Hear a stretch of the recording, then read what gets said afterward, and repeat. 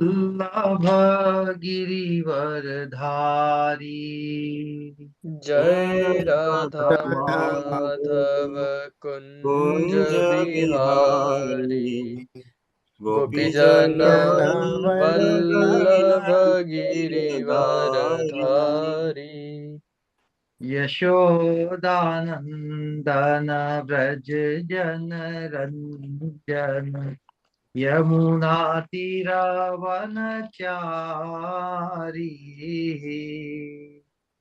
यशोदानंदन व्रज जन व्रज जन रंजन, रंजन यमुनतीरवनचारी।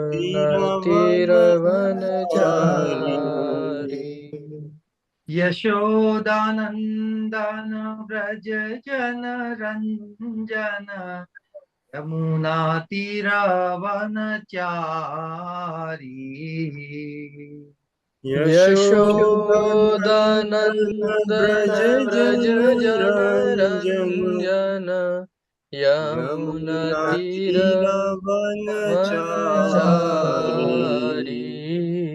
यशोदानंदन व्रज जन रंजन, यमुना तीरवनचारी।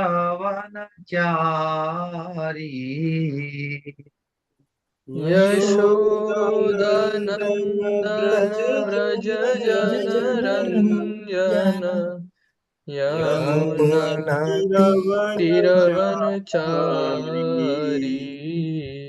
जय राधा माधव कुंज बिहारी, गोपी जन वल्लभ गिरिवरधारी।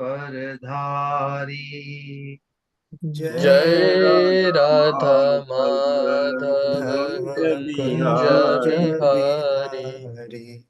गोपीजन गोपीजन वल्लभ वल्लभ गिरिवरधारी। गिरिवरधारी। जय राधा माधव कुंज बिहारी, गोपी जन वल्लभ गिरिवरधारी।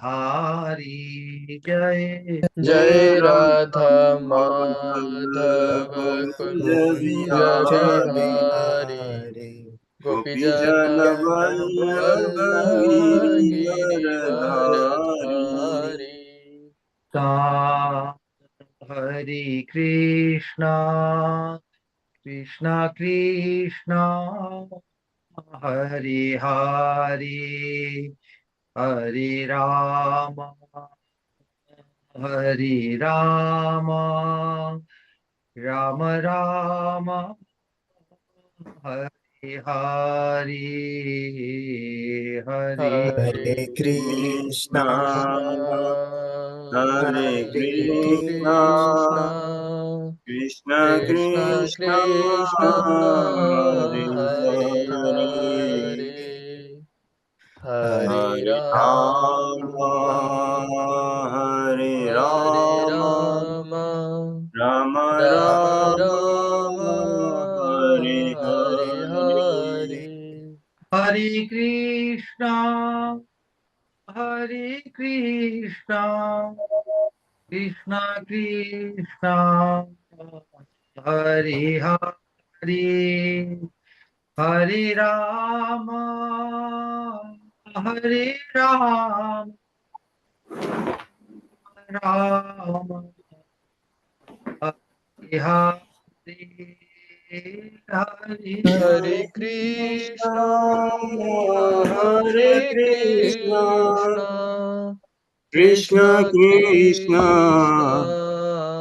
हरे हरे हरे, हरे हरे हरे राम राम हरे हरे राम, राम राम राम राम राम हरे हरे हरे। हरे हरे कृष्णा हरे कृष्णा कृष्णा कृष्णा हरे हरे, हरे राम हरे Ram, Ram Ram Hari Hari, Hari Krishna, Hare Hare Krishna, Krishna, Hare Hare Krishna, Krishna, Krishna Krishna Krishna, Krishna, Hare Hare Hare, Hare, Hare Hare Rama, Hare Rama, Hare Hare Rama, Rama, Rama Rama Rama, Rama, Hare Hare Hare Hare. Hare. Nitai Gaura Hari Bol, Hari Bol, Hari Bol, Nitai Gaura Hari Bol, Nitai Gaura Nittai Gaura Hari Bol, Bol, Hari Hari Bol, Bol, Hari Bol, Hari Nitai Bol, Gaura Nittai Gaura Hari Hari Bol. Bol. Jaya Jaya Prabhupada, Prabhupada, Prabhupada, Srila Prabhupada, Jaya Jaya Jaya Jaya Prabhupada, Prabhupada, Prabhupada, Prabhupada, Prabhupada, Prabhupada, Srila Srila Prabhupada. Prabhupada. Jaya Jaya Sripad, Sripad, Sripad, Srila Sripad, Jaya Jaya Jaya Jai Jaya Shri Shripad, Sripad, Shripad, Shri Srila Sripad. Shripad. जय जय गुरुदेव गुरुदेव गुरुदेव श्रील गुरुदेव जय जय Jaya Jai Jaya Gurudev, Gurudev, Gurudev, Gurudev, Gurudev, Gurudev, Srila Gurudev. Gurudev. Nitai गौर हरि बोल हरि बोल हरि बोल निताय गौर हरि बोल निताय गौर Nitai Nitai Gaura Gaura Hari Hari Bol, Hari Bol, Hari Bol, Bol, Hari Bol, Hari Bol, Nitai Gaura Nitai Hari Gaura Hari Bol. Bol. Hari Gaurang प्रेमानंदे हरि हरि हरि हरि बोल बोलो जय जय श्री राधे जय जय श्री राधे जय जय श्री राधे श्याम निताय गौरांग भगवान जय जय श्री वृंदावन धाम की जय ओम नमो भगवते वासुदेवाय ओम नमो भगवते वासुदेवाय ओम नमो भगवते वासुदेवाय नारायणं नमस्कृत्य नरं चैव नरोत्तमं देवीं सरस्वतीं व्यासं ततो जयमुदीरयेत् नष्टप्रायेषु अभद्रेषु नित्यं भागवत सेवया भगवती उत्तम श्लोके भक्तिर्भवती नैष्ठिकी Welcome everyone in this transcendental program of studying Srimad Bhagavatam. In the study of Srimad Bhagavatam, we study both Supreme Personality of Godhead and also His pure devotees. Because Supreme Personality of Godhead is never bereft of or without His pure devotees. And pure devotees are never even for a moment without the thought of the Supreme Personality of Godhead. So that is the bond between them. So this concept was originally transmitted by the Supreme Personality of Godhead, Krishna himself, to the first created being, Lord Brahma. So the subject matter of this Chatushloki we because as we will, the concept should become so clear that even in one nice hearing of the whole essence of Chatushloki, because everything has expanded on these four shlokas. So what is their relation? Again, I'm reiterating the Samandha Gyan and the Prayojan, Abhideya, and Prayojan. These three subject matters, correct? So in Chatushloki, although the sequence is Samandha Gyan means everybody's source. Samandha means relationship. Relationship means the source, where we come from, what our identity is. That is the Samandha Gyan. So Krishna is the Samandha Gyan. This was described in the first two shlokas. And Krishna also, to Lord Brahma, in the first two shlokas, describes, in first shloka he describes what he is. And in the second shloka he describes what he is not. That is Samandha Gyan. Now, based on the Samandha Gyan, or based on our understanding our eternal identity in relation to Krishna, we want to accomplish what goal? We want to accomplish the goal of love of God. Because without love of God, it is not going to be possible to be able to lovingly remember Krishna all the times. What we remember lovingly, only if we relish and cherish its association, we appreciate, unless we are able to appreciate someone's or something's sweetness or opulence or something wonderful, But without appreciating, how is one able to remember? So one will not be able to appreciate Krishna's opulence, Krishna's sweetness, unless one is endowed with love for him. At what stage Krishna will appear, Krishna will be appraised, Krishna will become the object of our incessant fascination. That is we want to achieve, na? So much information about Krishna and Krishna's dealings with his pure devotees, everything. Samandha Gyan. But how we become blessed, how we attain that position, that status, that consciousness, whereby we are able to sustain our fascination about Krishna's sweetness and our hankering to meet him, to be with him, to be able to see him, to be able to feel his fragrance, smell his fragrance. Because Krishna's, the Krishna has to become the object or the Vishayas or the sense objects of our senses. That is very much desired.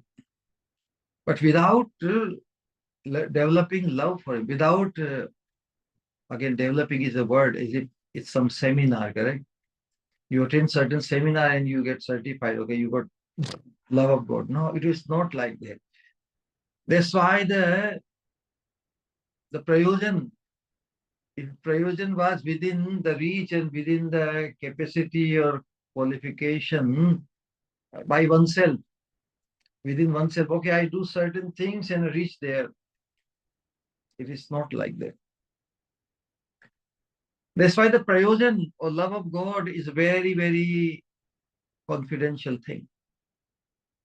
In the third sloka, which we discussed yesterday, what the kind of hankering Vṛtrāsura expressed in third sloka, that hankering is inbuilt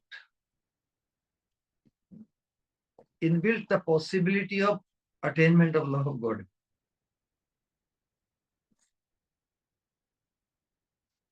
So that's why it is put in the third sloka. Generally, we discuss the Samandha Gyan. Then we have this sadhana. Sadhana means abhideya. How to make our relationship, Samandha Gyan, mature by following certain sadhana. But to what end? If the end, the goal is not very fascinating, we will not be inclined to follow the process. That's why in Chatushloki, Krishna also, introduction of Chatushloki, Krishna says, Jnanam param guhyam me yad vijnana samanvitam.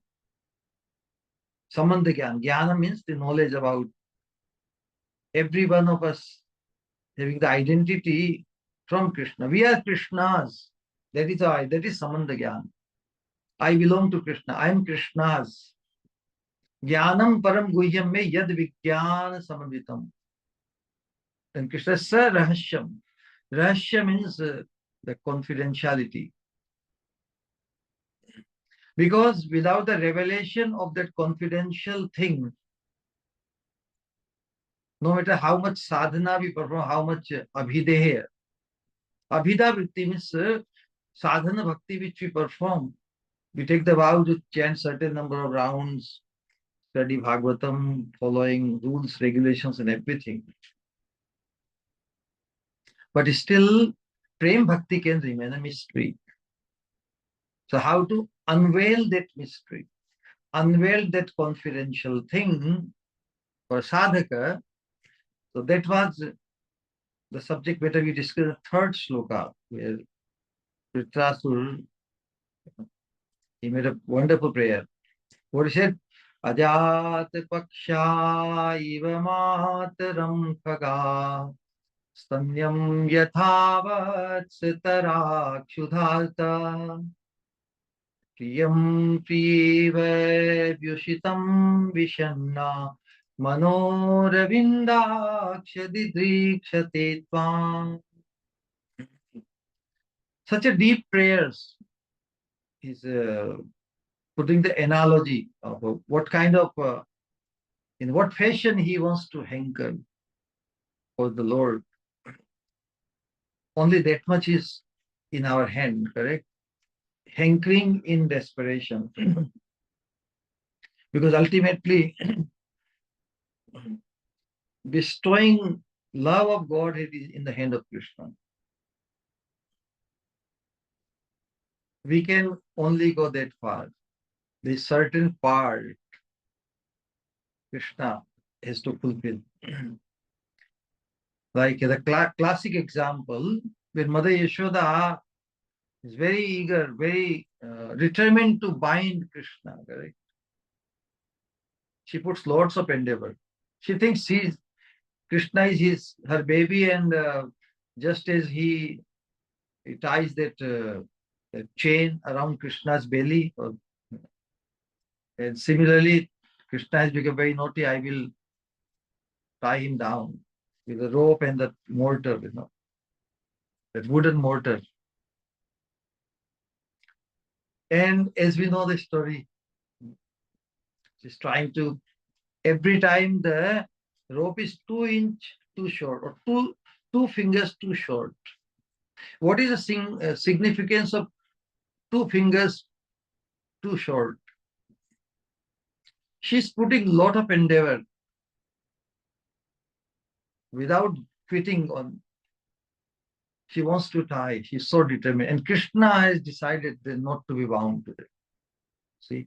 So the competition is between the pure devotee associate, Mother Yashoda, and Krishna.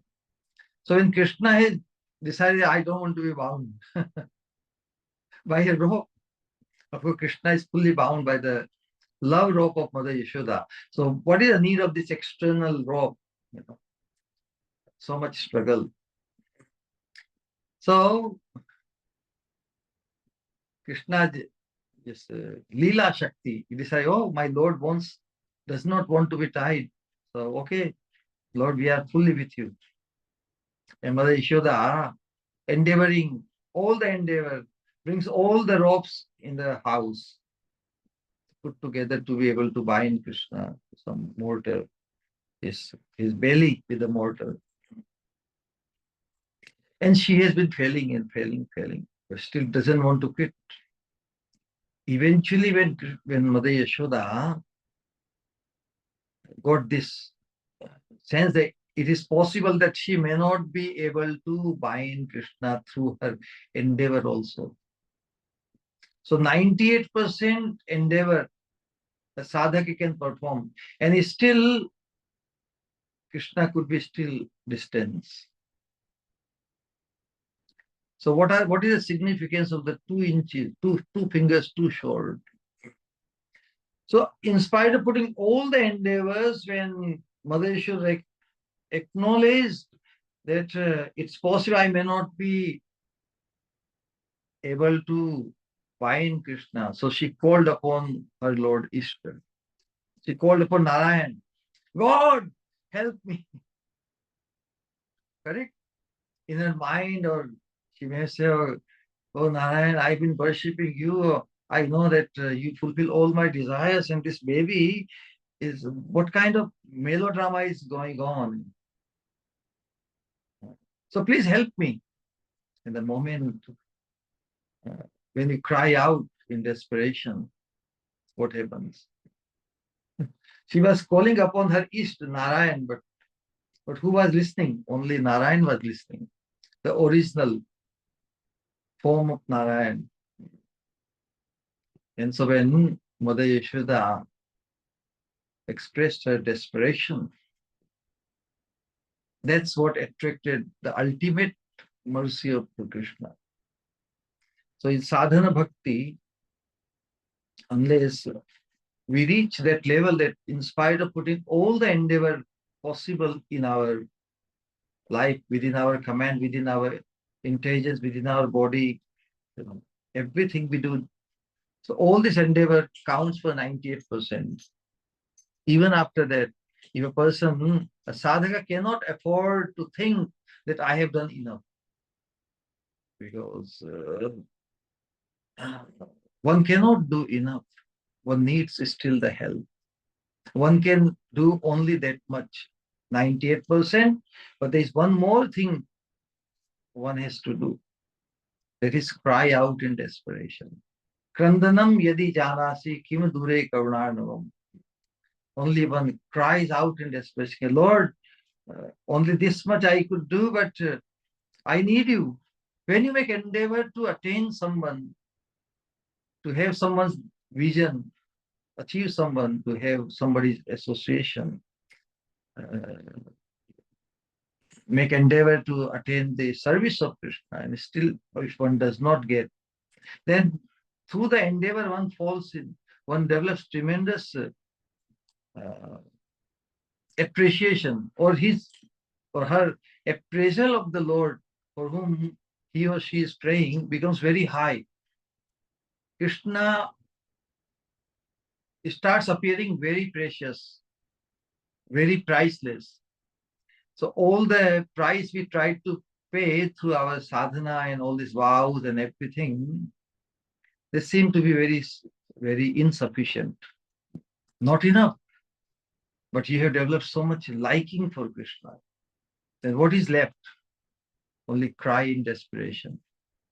So when Mother Yashoda cried out in desperation, God help me, Krishna very much was impressed. So we have to appreciate, understand, Krishna loves desperation in his devotees for him.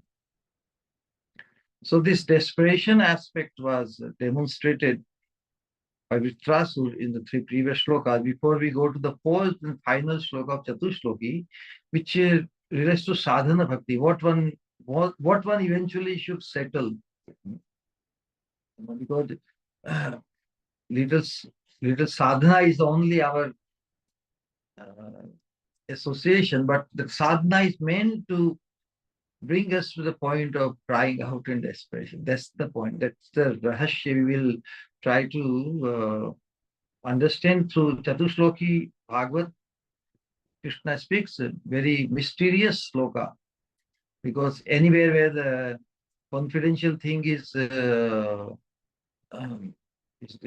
discussed, It is discussed in a very esoteric or in a very code words. So we will try to decode the Chatushloki, third shloka, which is the central shloka of the Chatushloki.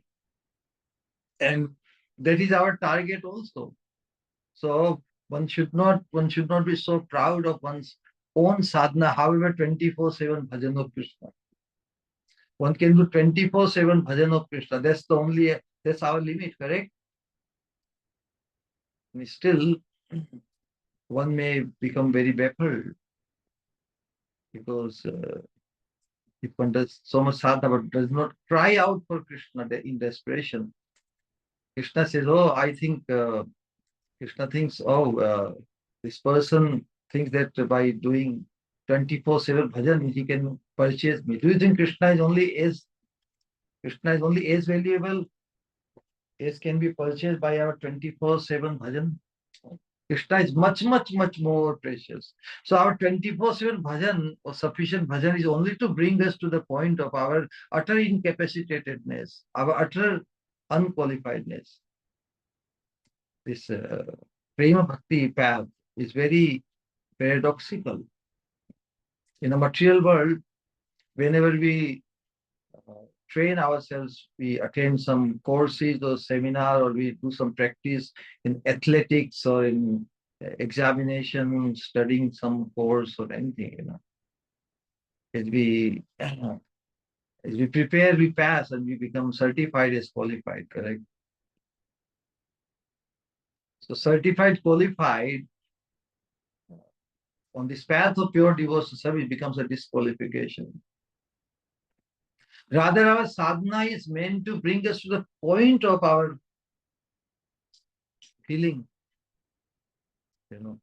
utter incapacitated. Without Krishna, oh Krishna, without you, I'm incapable. Whatever I may aspire, The three levels of aspiration, Vṛtrāsura described in last shloka, correct? We'll try to understand the confidential aspect or the rahasya, sarahasya tadangamscha. Now, when we will be able to appreciate this rahasya, not just for information's sake, but it has to transpire in our consciousness. Yes, unless we come to the point of crying out for Krishna in desperation, how to come to that point, how to bring our consciousness, so through sadhana bhakti, which is the fourth shloka, abhideya. That's why our acharyas in parampara emphasizes on our performing sadhana bhakti. But sadhana bhakti is not to give us the sense that now we have become qualified. No. Sufficient, only after performing sufficient sadhana bhakti, a sadhan would come to the conclusion, realization that Krishna is too precious, Krishna is too priceless, and I don't have enough to purchase him. That's why one cries out in hell from every direction. Krishna se tomara Krishna dite paro, tomara shakti ache. Amito Kangala, I am bankrupt. Amito Kangala, Krishna, Krishna. But I can only say Krishna, Krishna. But I don't have the capacity to get him or to make him appear. But when we pray to the Vaishnavas, we pray to the Sri Guru, Prabhupadas, our pure devotees, parampara. We beg in supplication, in utter humility. Only you can give us Krishna, because Krishna is your property. Pure devotee means Krishna is his only property. Who possesses Krishna in his consciousness all the time, loving hankering. So this is the path shown by our predecessor acharyas, that somehow or other we have to, in order to become eligible, for ultimate kripa, somehow or other we have to come to this point of crying out in desperation and just look up to him for his ultimate mercy. Just think of what Vṛtrāsura writes, three stages of his life. O lotus-eyed Lord, as baby birds that have not yet developed their wings always look for their mother to return and feed them. Just think of this one first stage, correct? The second stage is dependence is on all three stages. So dependence, that's the point. When you become dependent on someone, only if that person comes. So our fulfillment is in their hand. Through sadhana bhakti alone, we cannot find our fulfillment. We cannot attain Krishna, rather. We cannot really realize Krishna without we are bestowed, without Krishna bestowing love of Krishna on us. Somehow we will not be able to relish Krishna's sweetness sufficiently. Krishna, we won't be able to find our fascination for Krishna sufficiently. So that's why this Srimad Bhagavatam, it very wonderfully puts this rahasya. Rahasya means the confidential subject matter of prema bhakti in the center, and ultimately settles with his sadhan bhakti and with the mood of desperation. So this third and fourth sloka, third sloka is a prema bhakti endowed with the sadhan bhakti, and fourth sloka is sadhan bhakti itself. But the nature of sadhan bhakti is very beautiful.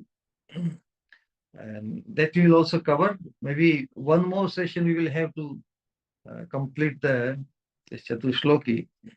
But we will go little depth into the expression of Vṛtrāsura. Then he says,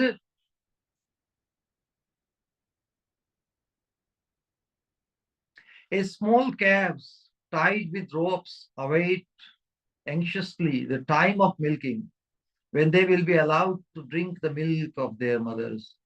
Or as a morose wife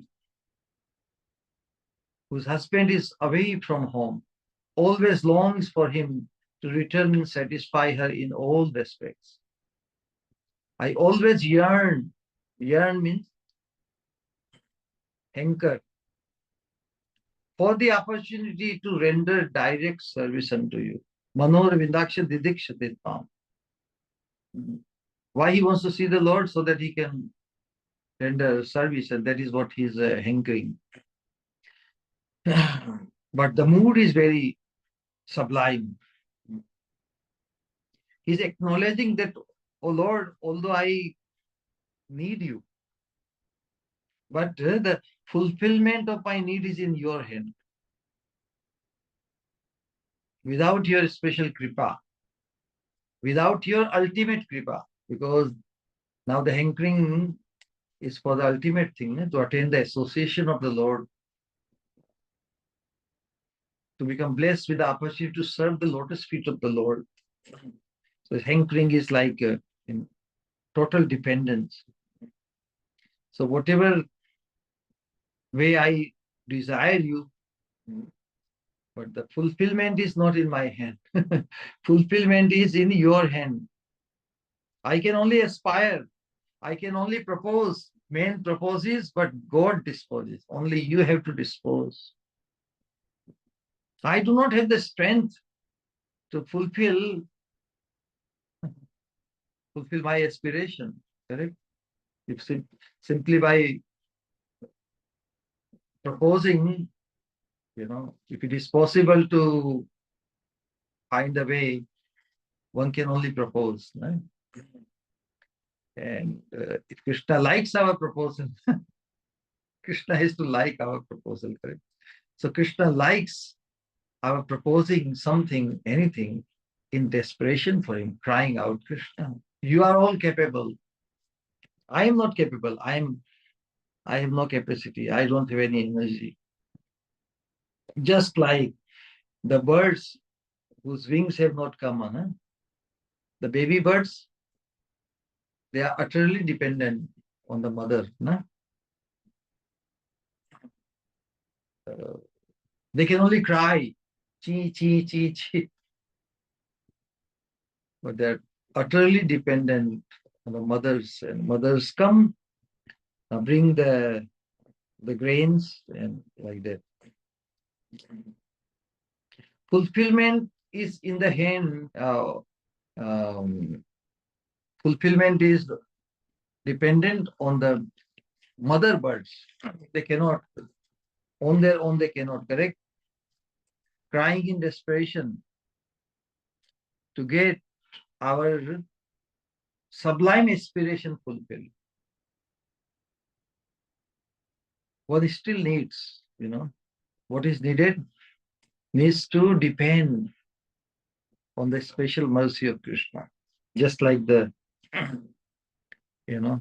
because until that special mercy for Krishna is attracted, just like Mother Yashoda, when she cried out in desperation, that was one finger. And that crying in desperation to Krishna caused Krishna's special mercy to be attracted towards Mother Yashoda. Otherwise, Krishna won't be inclined. Krishna is not inclined to be drawn towards us by our casual disposition. No, our disposition has to be in desperation. So this is the secret, or this the so what if one cries out to Krishna for Krishna in desperation, Krishna doesn't show up? Krishna may also want to check that, test us.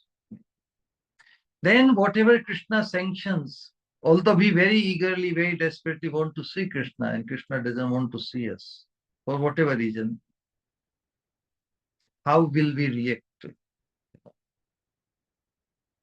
Still one has to depend on Krishna. Okay, Krishna, because you are Anandamaya Abhyasat, you are always in the practice of Anand, you must be relishing. Although I'm feeling so painful, pains of separation, everything, but you must be having fun. This is how a devotee, even crying in desperation, should think. Krishna is not very far. Krishna is right there, but doesn't want to show up. What can be done? So we'll just ignore him, just reject him. Oh, Krishna, you are too much. You don't care how much I love you. So one should not be proud of one's love. I love Krishna so much. How much capacity we have to love Krishna. It is Krishna's causeless mercy that he does reciprocate.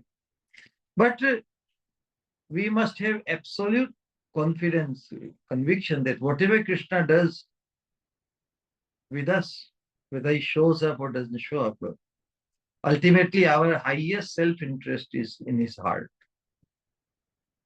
And that's why in our scriptures, the position or the situation of a devotee in desperation or in separation of Krishna, the apparent pain of separation which he feels, but within that pain, within that is hidden the absorption, tremendous absorption in Krishna. So the pain of separation, when one becomes very much absorbed in the thought of Krishna in separation, at that time, pain is replaced by the tremendous sense of union with Krishna. It is described that, and that intense sense of meeting Krishna is like a more pleasing as if then meeting Krishna. This is very paradoxical again. How to understand this? Because if one meets Krishna, suppose, one aspires to meet Krishna, embrace Krishna. So one embraces just one Krishna, but in separation of Krishna, the intense nivirtam avishtata. What is nivirta means very intense absorption. In that, to the devotee, the whole world appears as Krishna. Can you imagine? The whole world appears as Krishna. So one may ask the question, if a devotee experiences greater joy when he becomes intensely absorbed in Krishna in separation, then why he does not aspire for separation? Anyway, Krishna gives us separation anyway, because he is preparing us for our eternal association with him. Whole idea is, so why, even when one experiences greater joy during the separation of Krishna due to his intense absorption in Krishna, why nobody ever aspired for viraha? This question, correct? If you experience more joy in a particular situation, then the situation one aspires, correct? One aspires to see Krishna face to face. One aspires to be in service of Krishna's lotus feet and all these things. That would be like a perfect situation. Sanatana Goswami in Bhagavatam, he describes that the intense absorption in Krishna gives the joy which is greater than the joy one imagine one will have if he meets Krishna, correct? So meeting Krishna is yet to take place, but in separation itself, whatever one imagine that how much joy, what it would be like to be with Krishna. But in separation, due to intense absorption, whole world, whole existence appears Krishnamaya, like Krishna. That's why. But why one does not aspire the separation for Krishna? It comes anyway, correct? One doesn't have to aspire. But the whole idea is, however greatly and eagerly and desperately one wants to be with Krishna, one wants to have Krishna's darshan, Krishna's association. But Krishna wants to put us in separation. Because Krishna wants to put us in separation, that's why a pure devotee settles with it. Okay, Krishna, by putting me in this situation of separation, pangs of separation, this is what you want, okay, I will honor it. And with that resolve, honoring whatever Krishna wants with us, Krishna blesses them with a tremendous feeling of joy through their intense absorption in Krishna. And that's why they very much glorify even the position or the situation in viraha, in separation of Krishna. So this is very paradoxical to appreciate, but this is the thing. Because this is sanctioned by Krishna, this is anumodit by Krishna, that's why a devotee does not complain, and does not curse, or does not show he only simply waits. Okay, Krishna, I'm fully 100% all time fully ready for you. That kind of eagerness leaves no other option for Krishna but to show up. Correct?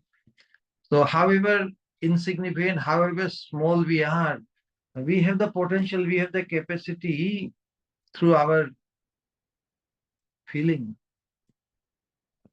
to become the object of attraction for Krishna. When Krishna becomes the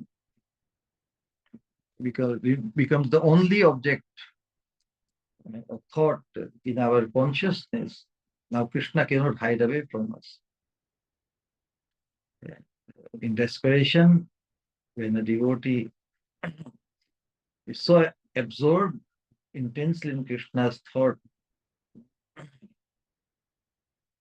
Krishna is left with no other option. Krishna is cornered by Krishna, by a devotee. Can you imagine? The unlimited Lord becomes cornered by the absolute absorption of a devotee.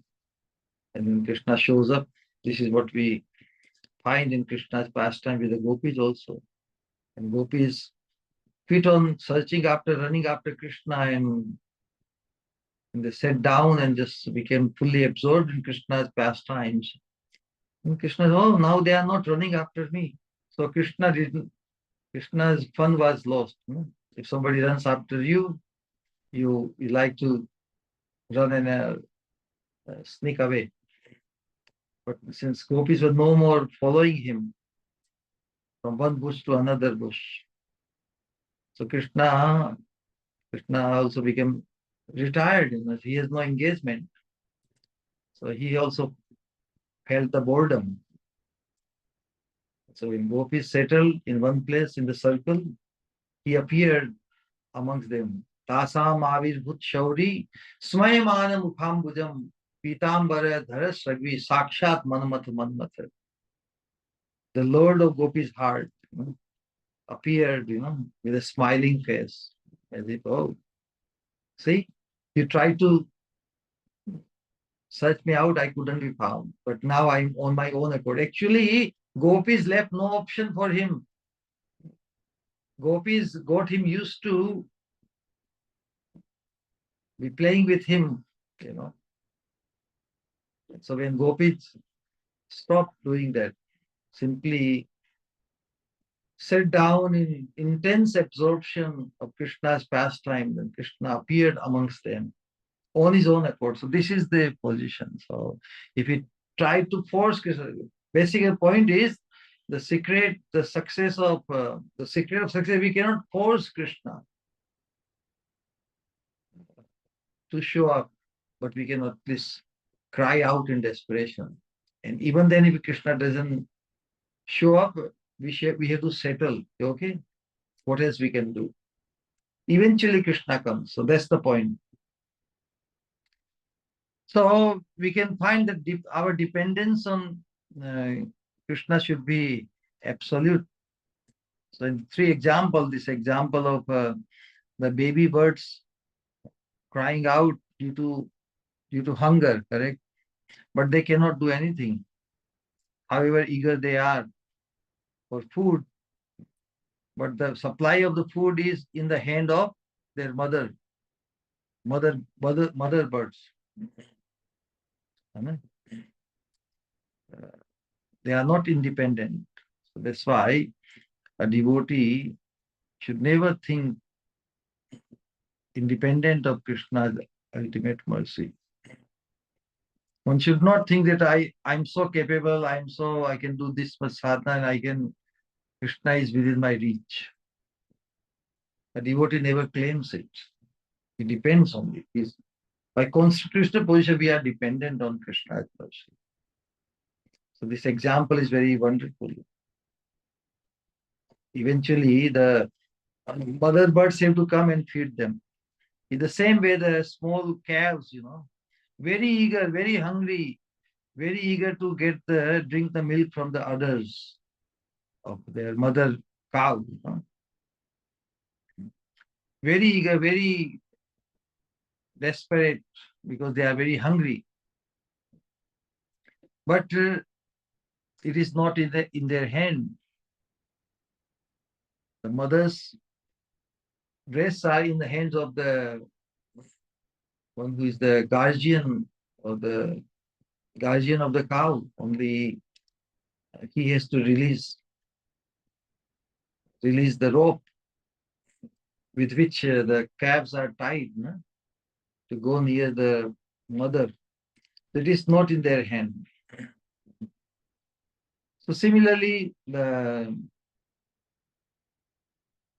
wife who is waiting very eagerly in a morose, because without husband coming, without pleasing the husband, without serving the husband, she has no happiness.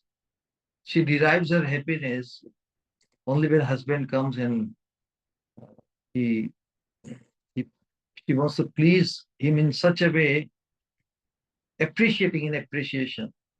Because in serving or with the desire to please the husband, if she does not relish the association of her husband, then it won't be also very much pleasing to the husband. So primarily her desire to please the husband. But secondarily, she also has to relish all the touch and embrace and everything. His words, his smile, everything. The whole idea is she wants to accomplish the goal of pleasing the husband. And in order to please the husband, whatever mood she has to demonstrate, in order to make the husband feel that she is also very happy. She's very happy also. So it's a personal. The main point is that however desperate she is for husband, but husband, her fulfillment is dependent on the husband's arrival at home. You know, she may be just counting one more day, and when the day of arrival comes, she decorates her body with lots of fragrance and all the ornaments, and to make the husband feel very happy when he comes.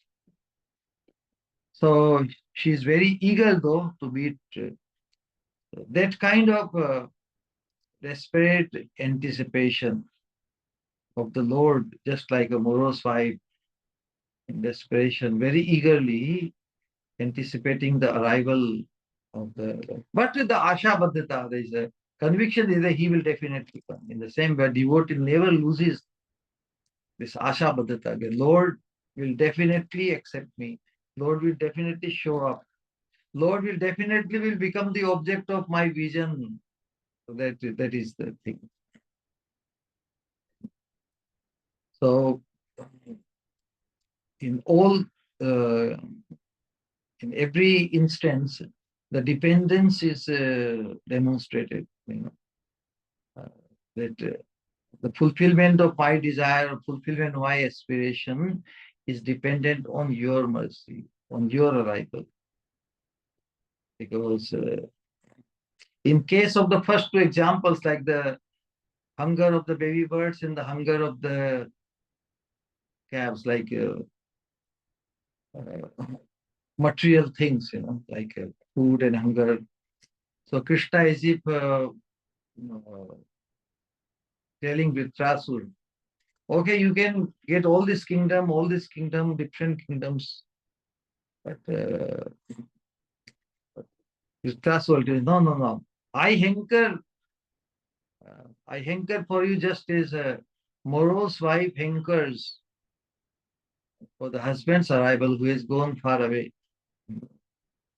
So, because the exchange of service between the baby birds and the mother birds and between the calves and the cow is very limited. No? It's very short-lived. Birds, when they get the wings, they fly away. There is no connection, no more connection.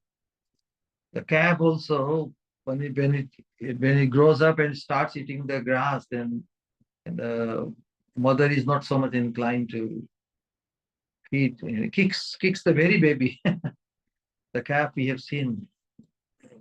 When the cow doesn't want to give any more milk, she kicks the calf, and then the the cow keeper knows that now no more milking the cow. So this happens. The loving connection between in the two first instances is very short-lived, not steady, but the loving connection between the wife and the beloved is very steady. And so that kind of steady, loving aspiration required. Uh, even up desperation, one only is very patiently, but very eagerly, not impatiently.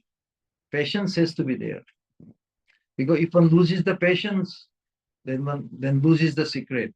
Krishna could be just that near, and if we, so we cannot afford to become impatient. In Srimad Bhagavatam, classic example, Rukmini is very eagerly awaiting Krishna's arrival, because she has given her heart 100% fully, always thinking of Krishna. But then she is thinking in humility. The Krishna is such a big personality, She has heard Krishna's tremendous glories from Narad Muni. Krishna is such a big person. Krishna is Rajadhiraj, And I am an ordinary girl, although she is also the princess. She is the daughter of her king, but she's thinking of herself as a very ordinary girl. So for whatever reason she's thinking, also she's very much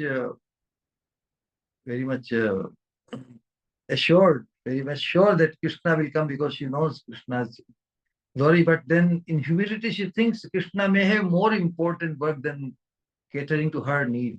She doesn't impose her position there. I'm the princess, and I love Krishna so much. Why will Krishna not come? Why should Krishna not come?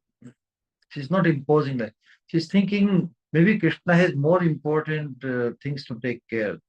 So if Krishna fails to come and rescue her, what she will do? She was ready to sacrifice her life and wait for 100 lifetimes to meet Krishna again. That kind of determination. So humility gives us the sense of patience. When we lose the humility, when we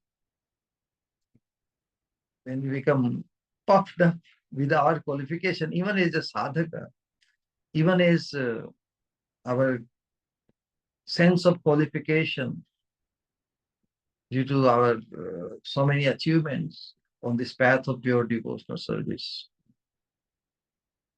So when pressed, sometimes it may lose the patience and quit with, but on this path, quitting is not allowed. So Rukmini is thinking, I will wait.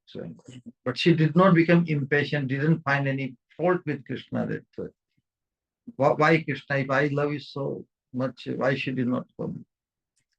So a pure devotee, in spite of having absolute conviction that Krishna loves us, Krishna loves me, but he does not impose his or her love on Krishna. He waits. So that sense is very, very essential. What we can understand that that's the secret. That is a secret of the confidentiality in the Prema Bhakti. Of course, Sadhana Bhakti is supposed to lead to Prema Bhakti. But while performing Sadhana Bhakti, we have to become aware that only Krishna wills. So that preparation, that kind of understanding makes us truly eligible to attain the Prema Bhakti. And how the Prema Bhakti one becomes endowed with while performing Sadhana Bhakti. There's a classic example I can think of. Have you seen the whipping cream? whipping cream we get in the market when we make the cake. The topping on the cake is that cream. So whipping cream. First time I, 30, 40 years ago, somebody told me in the deity kitchen in Los Angeles, hey, you want to, what is that process of shaking the whipping cream, with a spoon? I never did before. So I was doing, and I was telling the person, oh, I'm doing, how long it will take? He said, don't worry, just keep doing it. So as eventually the air fills up, the liquid becomes thick, So it is just like that. We have to sustain the process of sadhana bhakti, and with absolute conviction that Krishna will definitely bless us with his love. That means the whipping cream, the liquid whipping cream has become thick, and now we cannot shatter it. We have been blessed by Krishna. So we follow this process of sadhana bhakti with a sense of humility. Humility in accordance, suitable to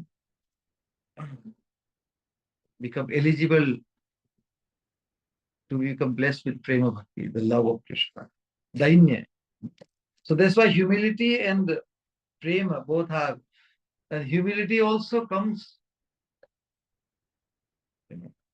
humility manifests in a genuine devotee, a true devotee who understands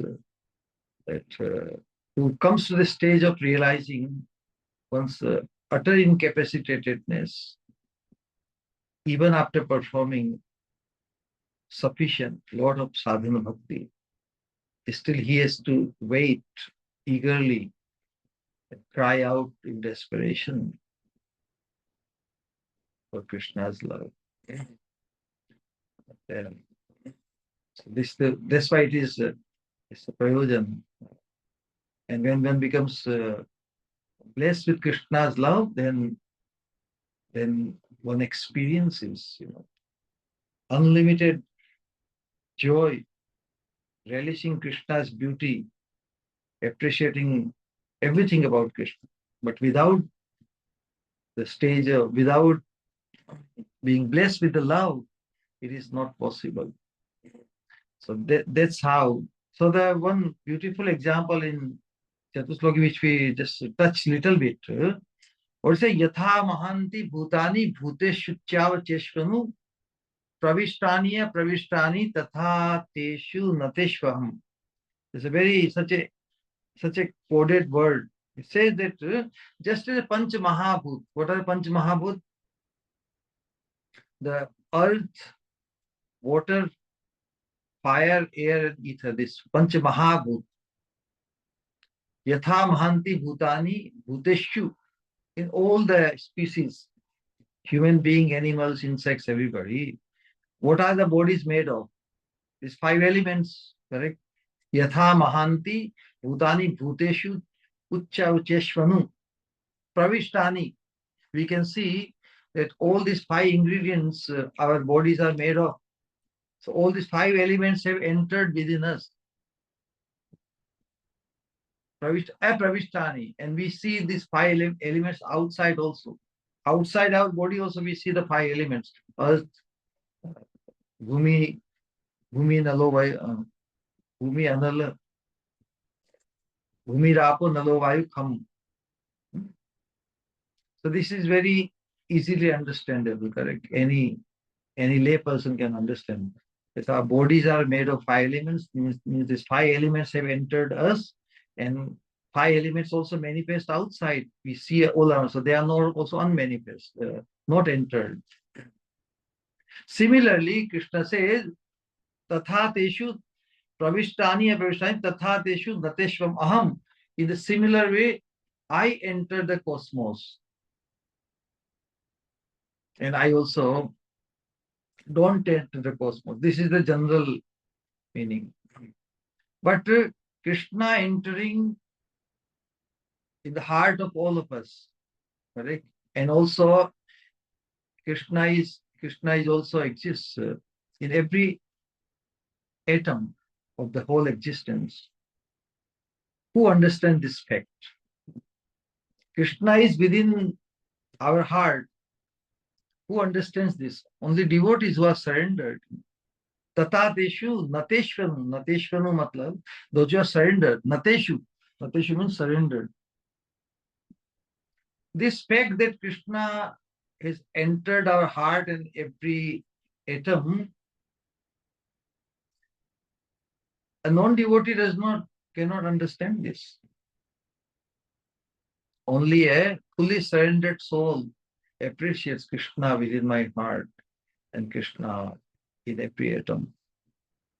And then not only within but also outside, Krishna manifests in his Vaikuntha. No?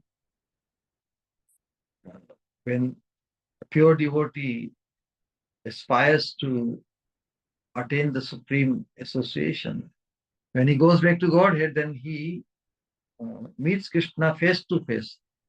At that time, the Krishna is Paramatma, sitting in the heart is not required. So Krishna in the material, while one is in the material world, Krishna resides in our heart and everywhere in every atom. But Krishna also manifests outside our heart, where in the spiritual world, in the Vaikuntha, and also sometimes Krishna manifests hearing the prayer of the Lord. Krishna also manifests in this material world. But to whom he manifests? Only to a devotee, fully surrendered soul.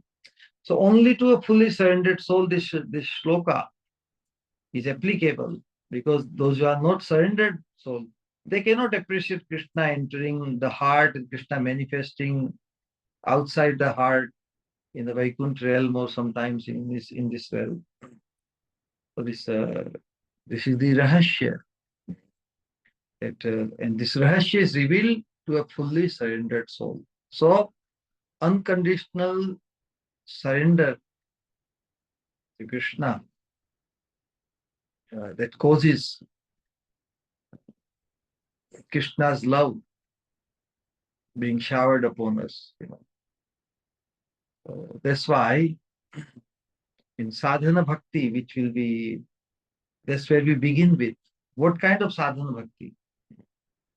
Sadhana bhakti, that is the mood of a devotee in his stage, and that is expressed by Vṛtrāsura in the fourth shloka of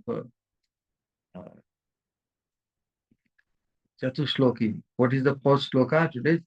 Mamottama shloka jane susakhyam sansar chakre bhramata swakarma bhi tvanmay atmatmadidar geheshu asakta chitta shananatha bhuyat. So this is the fourth shloka. As we discussed in the beginning, the identity crisis. So this proper study of this Chatushloki Vṛtrāsura prayers, they will free us from identity crisis. First, in the first shloka, Aham Harita Padaika Moolam. Who am I? Dasa Dasanudas, servant of the servant. That rather than thinking so many identities we have adopted, we have identified it. I am this, I am this, I am this, I am that. So Mahaprabhu also in his prayers, he says, Nayam, Naham Vipro, I am not Brahmin. Nacha Narapati, I am not a king. Napi Vaishyo, na Shudro, Naham Varni, Nacha Grihapati, na Vanasto Yati Ram. He's just saying, I'm not this. Gopi Bhaltu Pada Kamaliro Das Dasan Das. So Aham Mameti, like a famous Bhagavatam shlok, Prahlad Maharaj said, Punsa पुंसै स्त्रिय मैथुनी भावमेतत् तयोर् मिथो हृदय ग्रंथि माहु अतो गृह क्षेत्र सुताप्त वित जनश्च मोहोयम. The whole world, whole population conditioned souls are bewildered with a sense of me and mine in relation to this body. Janasya mohoyam. I am this body and this bodily relations are mine. But Vṛtrāsura is freeing us from that identity crisis of identifying oneself with this perishable, impermanent body and impermanent relationships as mine based on this impermanent body. So he's saying, Mamottama shloka janeshu sakhyam. Mama means mine. Who are my?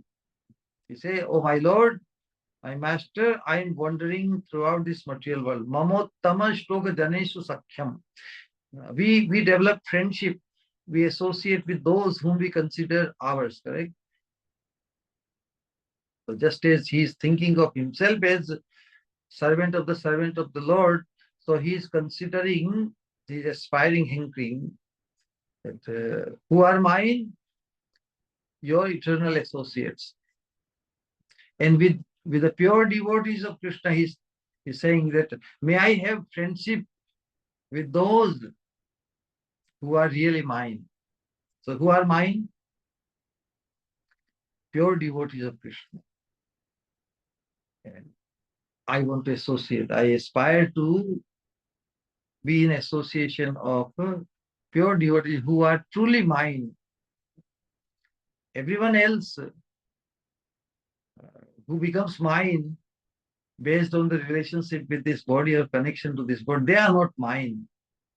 And our attachment to those who are ours, we accept as ours based on this material perishable. Because the identification of this body has a beginning and an end. But we are searching out our identification with that body, which is the eternal servant of Krishna. We aspire to associate with those pure devotees who are eternal associates of Krishna. So, because he has gone through the experience, his attachment to this material body and relations, wife, children, etc., in relation to this material body, whom he considers his own, they cause so much misery. So now he doesn't want to go back to that miserable situation. Mamottama shloka janeshu sakhyam sansara chakri brahmatam swakarma bhi. Due to the influence, due to the effect of one's own karma, I've been wandering, wandering throughout this material world as a result of my fruitive activities. Therefore, then what I want, I simply seek friendship in the association of pure, pious and enlightened devotees. My attachment to my body, yan maya, by the influence of your maya, O my Lord, yan maya, yatvan maya, tvan maya, by the influence of your maya, tvan maya, atma, by the influence of your maya, my attachment to atma means my body. Atma means self. So self, when identified with this body, so another meaning of Atma is also the body. Tvan Maya, by the effect of your Maya. Atma means my body. Tvan Atma, Atmaja. Those who are born from this body, means the children. Tvan Maya, Atma, Atmaja. Dar means wife. Geheshu, this house and all this paraphernalia, which I considered mine, but they are not mine. So the things which are really not mine, but in identity crisis, I thought they were mine. So he's praying that oh my Lord, my attachment to my body, wife, children, and home is continuing by the spell of your external energy. But I wish to be attached to them no longer. Asakta chitta shinnath bhuyat. May I not become attached to them anymore. Rather, may I become Let my mind, my consciousness and everything I have be attached only to you. What a wonderful question. So basically, when Vṛtrāsura is praying to the Lord, he put lofty aspiration, correct? I yearn, I hankering for your association like a morose wife hankering for the association of the husband. That kind of personal, intimate aspiration to be with the Lord. But as a result, he's thinking, I'm such a small, insignificant creature with such a demoniac demeanor, and thinking of becoming so intimate with the Lord,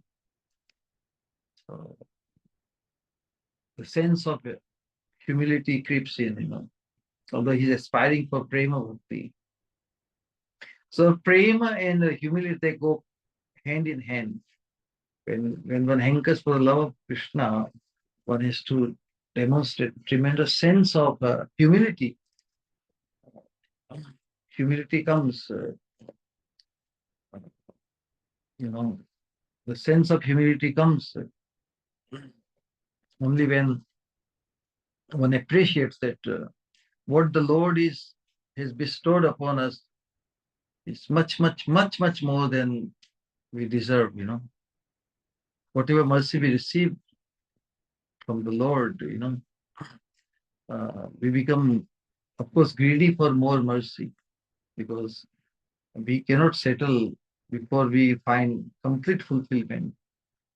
We cannot settle before we are actually transferred to the absolute realm as an associate of the Lord. In whichever mood we aspire, we develop the aspiration. But the whole idea is he became very, I'm such a small, it's like a very small person trying to jump and catch the moon, correct? They're saying jumping to catch the moon, but can a small person catch the moon? So it's not very appropriate. So what is the possibility? What is the possibility of me being able to attain the intimate association of the Lord? So he's ashamed, kind of, oh, what kind of desire I have expressed. The association of Lord is very difficult to attain, even for the stalwarts like Lord Shiva and Lord Brahma. Even the great Munis and Rishis, after big austerities, they are not able to attain the personal association of the Lord. And what kind of insignificant person like me, I think I should even think of attaining intimate association with the Lord. So he's feeling little humble, dainya. So what then, this great fortune, such a fortune that I can become your personal servant, I can intimately associate with you. When great stalwart, and great Rishi Munis, everybody, is very difficult for them to attain. Who am I? I'm born in a Rakshas Yoni, Vṛtrāsura, the demoniac. I'm such a fallen person. And to hanker, to even to desire to have the personal service of your lotus feet, it is like too much to ask, right? So due to his humility, he is demonstrating this mood. Oh Lord, no, I'm no match to you. So my desiring to be with you and to associate with you intimately, that's like too much, who am I? So the sense of humility creeps into his consciousness. So then how to then give his resolve? Okay, Lord, maybe I asked you too much, but at least I can pray that you give me the association of your associates. Because Krishna providing his association, personal association, that is by his prerogative. We cannot force it, correct? But we can definitely beg. This is within our reach. That we can beg the association of his servants, of the servants, like that. So that is what is in today's shloka. So there is a mood of sadhana bhakti. In sadhana bhakti, sadhaka should feel that I'm so insignificant, so small, and still Krishna is allowing me to pray to him. Krishna, by enlightening us or causing awakening due to samandha gyan, that I belong to Krishna, I am Krishna's, that sense itself is very powerful. And of course, Krishna's pastimes are very, very, very wonderful, very attractive. So naturally, a sadhaka, and especially when Mahaprabhu has come to expose our fortune, a possibility of becoming a choicest maid servant of Srimati Radharani, just trying to connect our this Chatushloki to Radha Darshan. So what is the Radha Darshan conclusion of this Chatushloki? That maybe get the association of those who are fully saturated with the aspiration and the abhiman of Radha Darshan.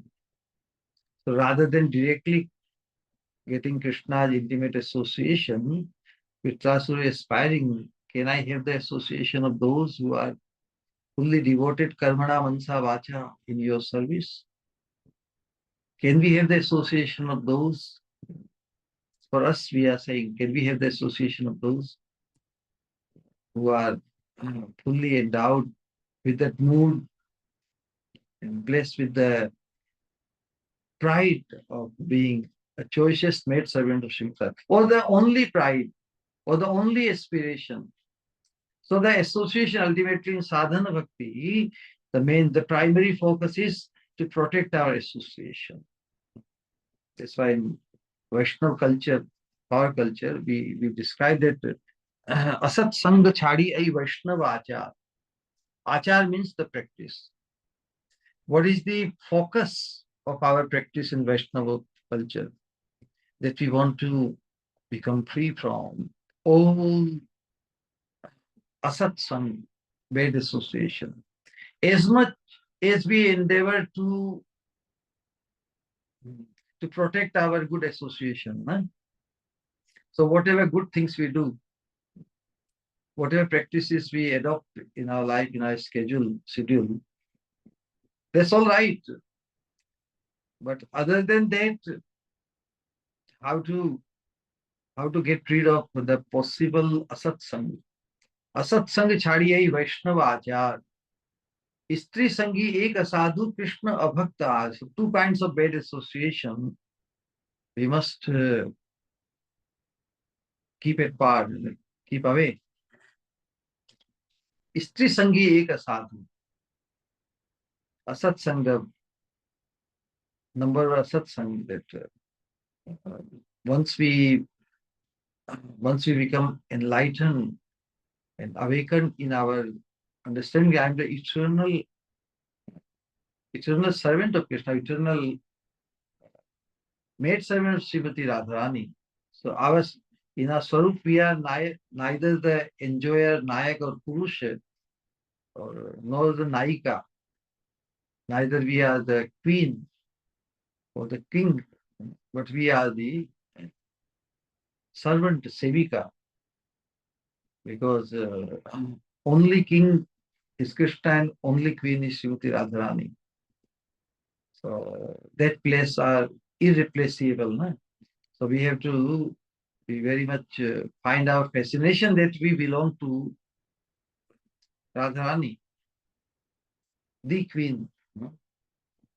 And so we don't aspire to become a queen or aspire to play the role of a queen. Our role, our position is very, very clear to us. We are the Sevika, we are the maid servant of Srimati Radha. So when that sense is sustained, and when we protect when we Stay away from asatsang. Asatsang will cause our misidentification. Asatsang make us think that, oh, Krishna is a big enjoyer. Krishna has billions of gopis. Krishna, you are big. You big God, but I'm part and parcel of you. So I'm a small God.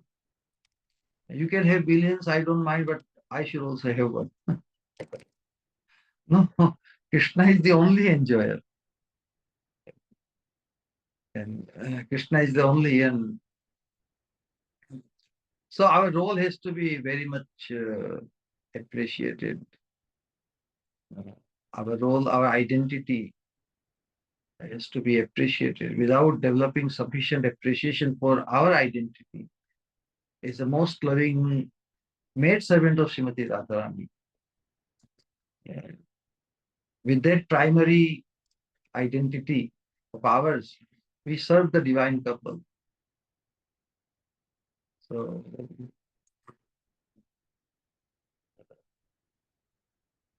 and because Mahaprabhu has come to really bestow that fortune, because we are living in the age of Mahaprabhu. So our fulfillment or our fortune is greater than the fortune which Vṛtrāsura is aspiring or hankering after. So the fortune which he achieved. Although he also went back to Godhead, but there is a variegatedness, there is a special, unique fortune. The highest stage of love of Godhead, becoming or finding ourselves as the choicest loving maid servant of Srimati Radharani in her lotus feet. So the whole idea is, throughout our life, we have to sustain this focus. If you sustain the focus, then definitely the sustained focus and crying out in desperation,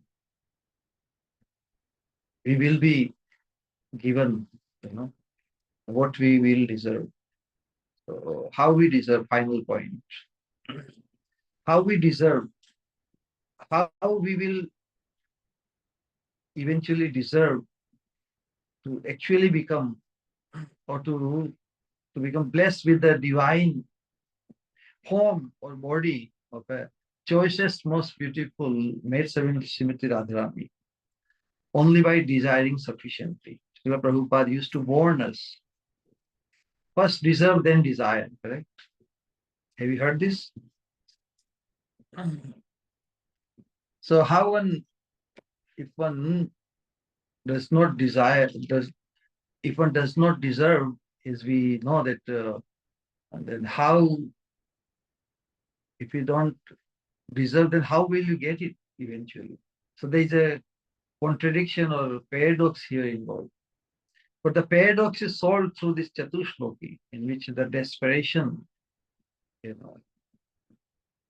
when you desire so intensely something, when you desire something so intensely, that intensely desiring causes your deserving. That's the point. So the intensely desiring is possible when we develop the greed for something.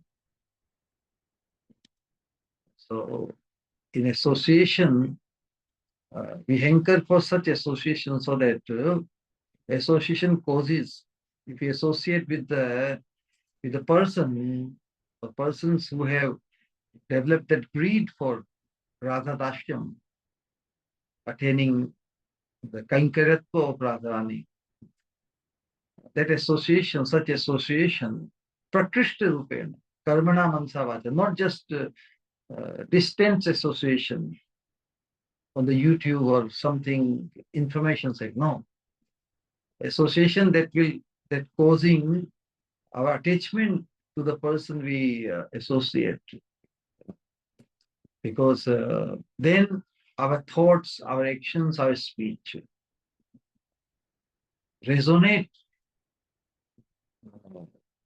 the bond, resonate the fortune we feel in association or attachment with such a person who is who is uh, who is filled with the fortune of aspiration of Radha Dasya.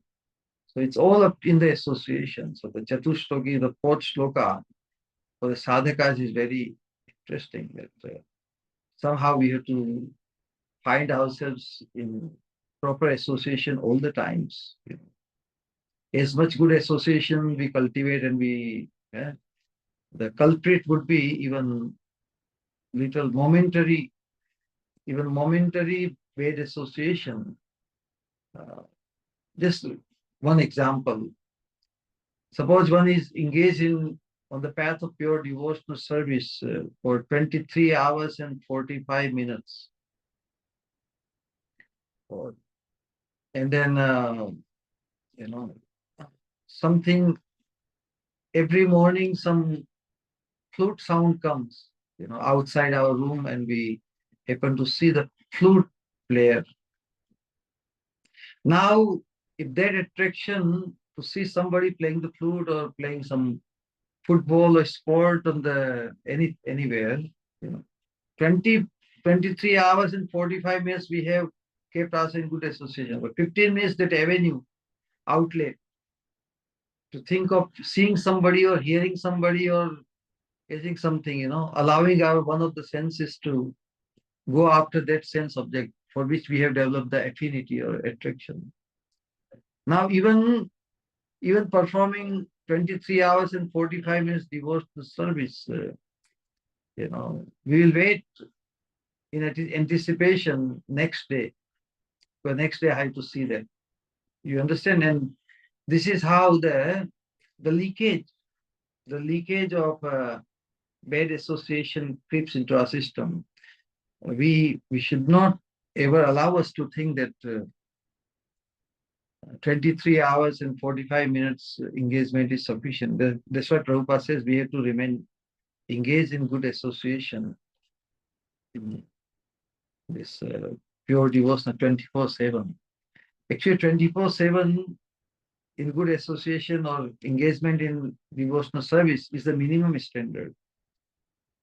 So that is the secret from sadhana bhakti to this sadhya bhakti or this prema bhakti. In prema bhakti, at the stage of prema, our absorption is incessant, correct?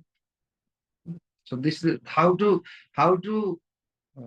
do our best to allow us to come from the sadhana bhakti stage where everything is calculative, correct? 24/7 is also calculative. Huh? How that this prema transpires our heart by the mercy of Krishna. If we sustain our hankering and desperation, and protect ourselves from bad association, that will do. So lots of things we can report, but ultimately, if we gain in our appraisal of the association we get on this path of pure devotional service, that will take us all the way. Thank you very much for your kind, patient hearing. If anybody would like to share anything, say something, ask, please come forward.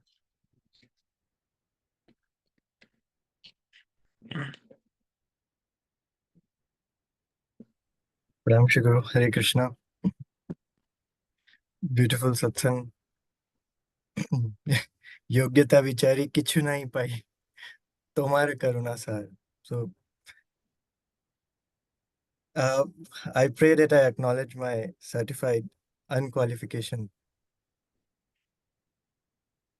to glorify your disciples and ultimately to glorify you fully.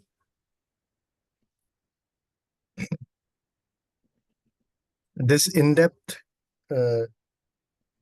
everything, Maharaj, which comes from your lotus mouth is like new navankur. It's like a fresh blossom.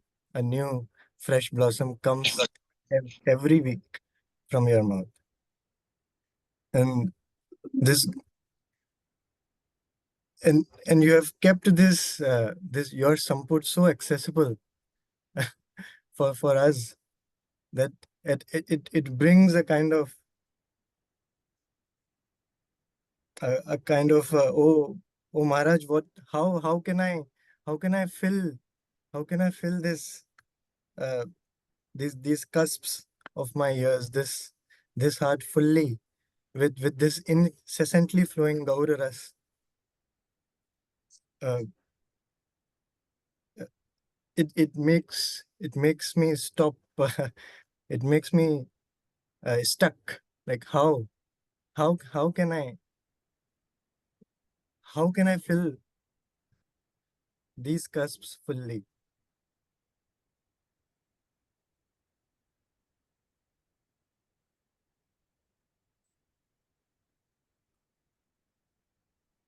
Well, a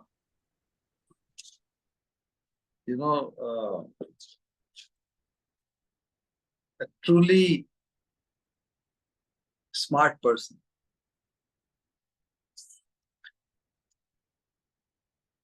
when he starts valuing the priceless thing, rather than trying to accomplish it or attain it by his own endeavor independently,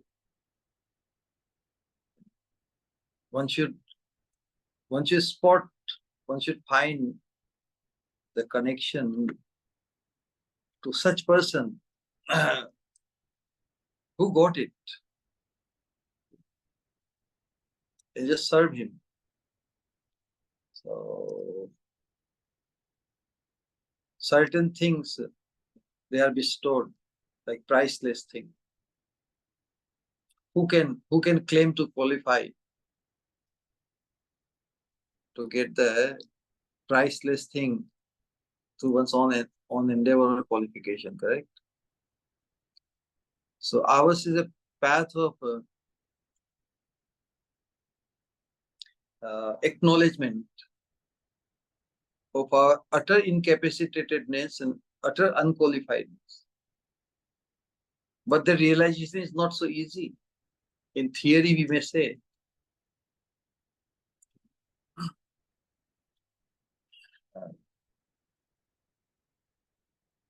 And that's why this Bhagavad Dharma, the fulfillment of Bhagavad Dharma is this shloka in second canto, third chapter, text number 11.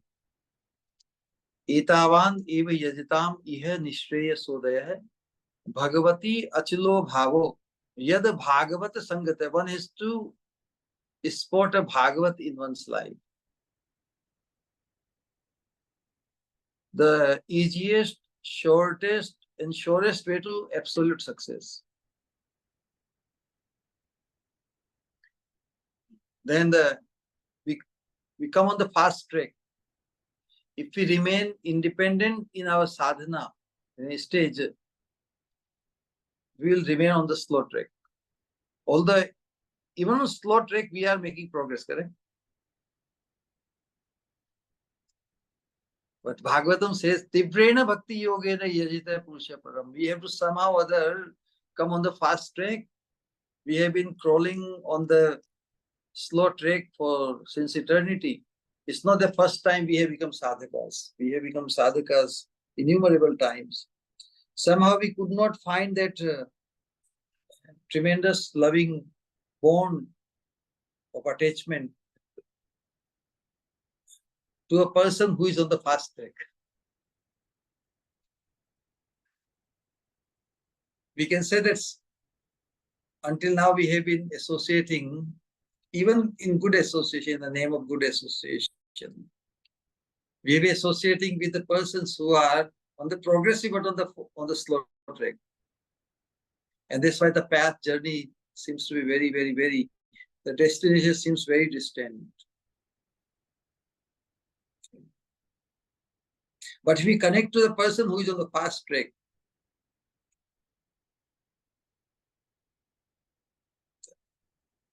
we will also come on the fast track. So ultimately, the secret of success is this Bhagavata Dharma. Bhagavati Achalo Bhav Yad Bhagavata Sangat hai. Who is Bhagavata? Bhagavati Achalo Bhav, one who carries Achal.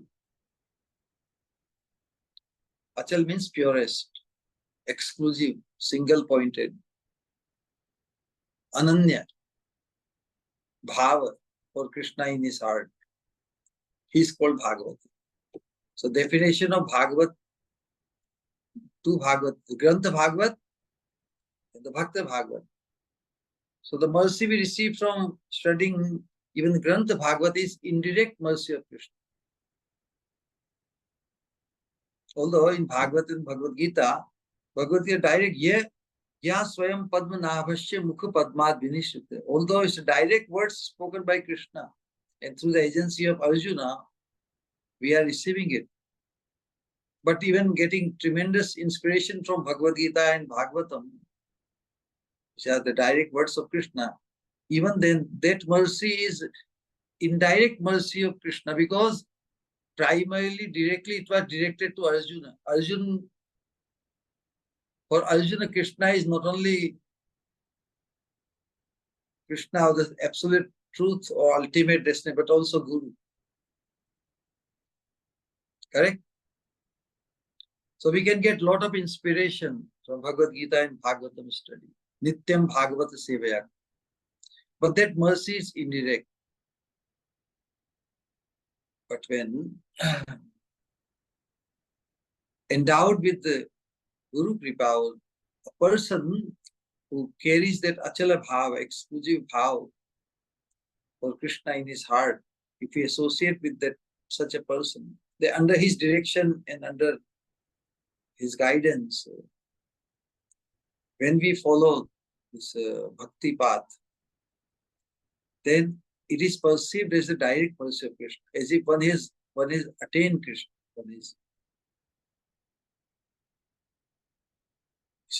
One perceives there is no separation, there is no anxiety or doubt that I'm doing so much chanting, I'm doing so much study, and still so many doubts lingering in my mind. But when we become directed by a pure devotee, we become completely free from doubt. Sanshaya, asanshayam samagram mam yatha gyasyasit tatsva.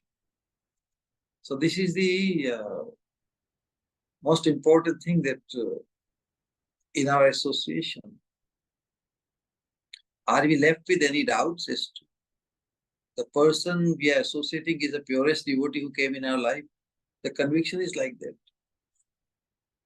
We have to realize that Prabhupada-ness, Shripad-ness, Sadguru, whatever title you want to give, it's a very subjective, personal appraisal.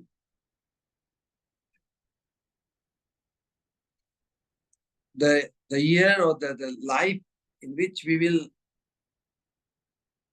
have that heartfelt conviction of some or a devotee as a purest devotee. It's not like objective comparison with one person to another. It's very individual, it's very subjective. It's like your father is your father, correct? There may be many fathers in this world. But other fathers are for other children. Your father is your father, correct? The bond is with your father.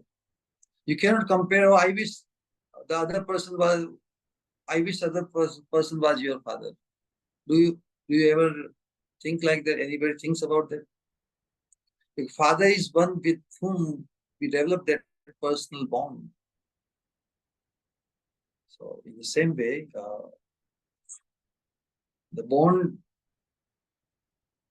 with the spiritual person or Mahatpurush is very subjective. Because then you become free from doubt of different sorts. If you find that revelation in the heart, where you feel putting more trust in that person than yourself. One trusts oneself the most, correct? How will one free from his own limit, One is caught up within own limits. How he will transcend the limit created by his own. That's why Bhagavati Achalo, Bhagavat say Bhagavati Achalo, yad Bhagavat Sangat hai. Sangha means association is not calculative now. Prakrishta Rupena Sangha. Karmana Mansa Vacha. Your thought, even for a moment, you now cannot forget the person. But it's a heart, revelation in the heart. Krishna bestows. Krishna causes this connection. That's why we must pray to Krishna until that connection, that bond is realized in the heart through revelation. We should pray to Krishna fervently. Krishna, please reveal that person who is non-different, from you at my level. We know that Krishna playing the flute and all these things. If somebody says, oh, I will also follow Krishna if Krishna appears to me like Arjuna. But then we are imposing our condition on Krishna. Correct? Rather, we should appreciate the arrangement Krishna has made. So this Guru Parampara, through this pure devotees, scattered, traveling, they are everywhere. But at least one we have to connect to, with whom to develop the bond. Then we become free from fear, anxiety, doubts. That appreciation will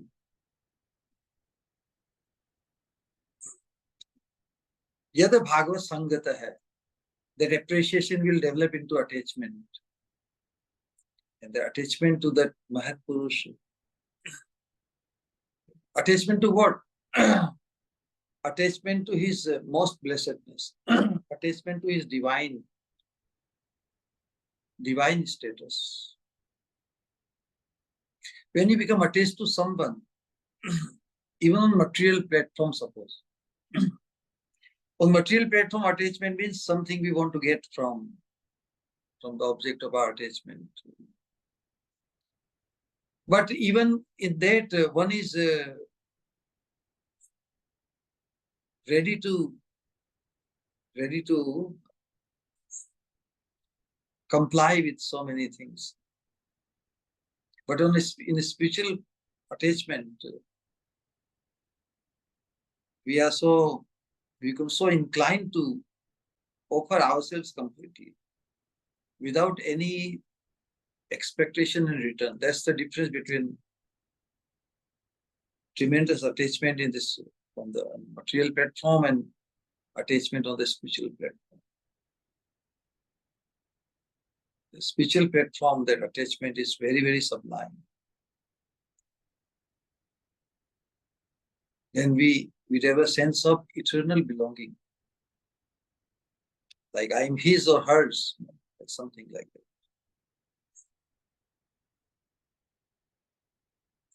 Because we have experienced becoming so many bodies, in so many species, in this present lifetime also. We have this attraction to the sense I belong to him or her, or this place or that place, this country, this building, this car. And so can you imagine that when we become so fortunate, when we become blessed with that sense where we feel the inner joy, incessant inner joy that I have become someone's. I belong to her or him. The inner joy is tremendous because our search since eternity is now complete. Yojakas tatra durlabham. But that connection is rare. Potential every human being has. Potential every human being has to cause the perfection of his human potential, but that is also only when one spots that connection with a pure devotee.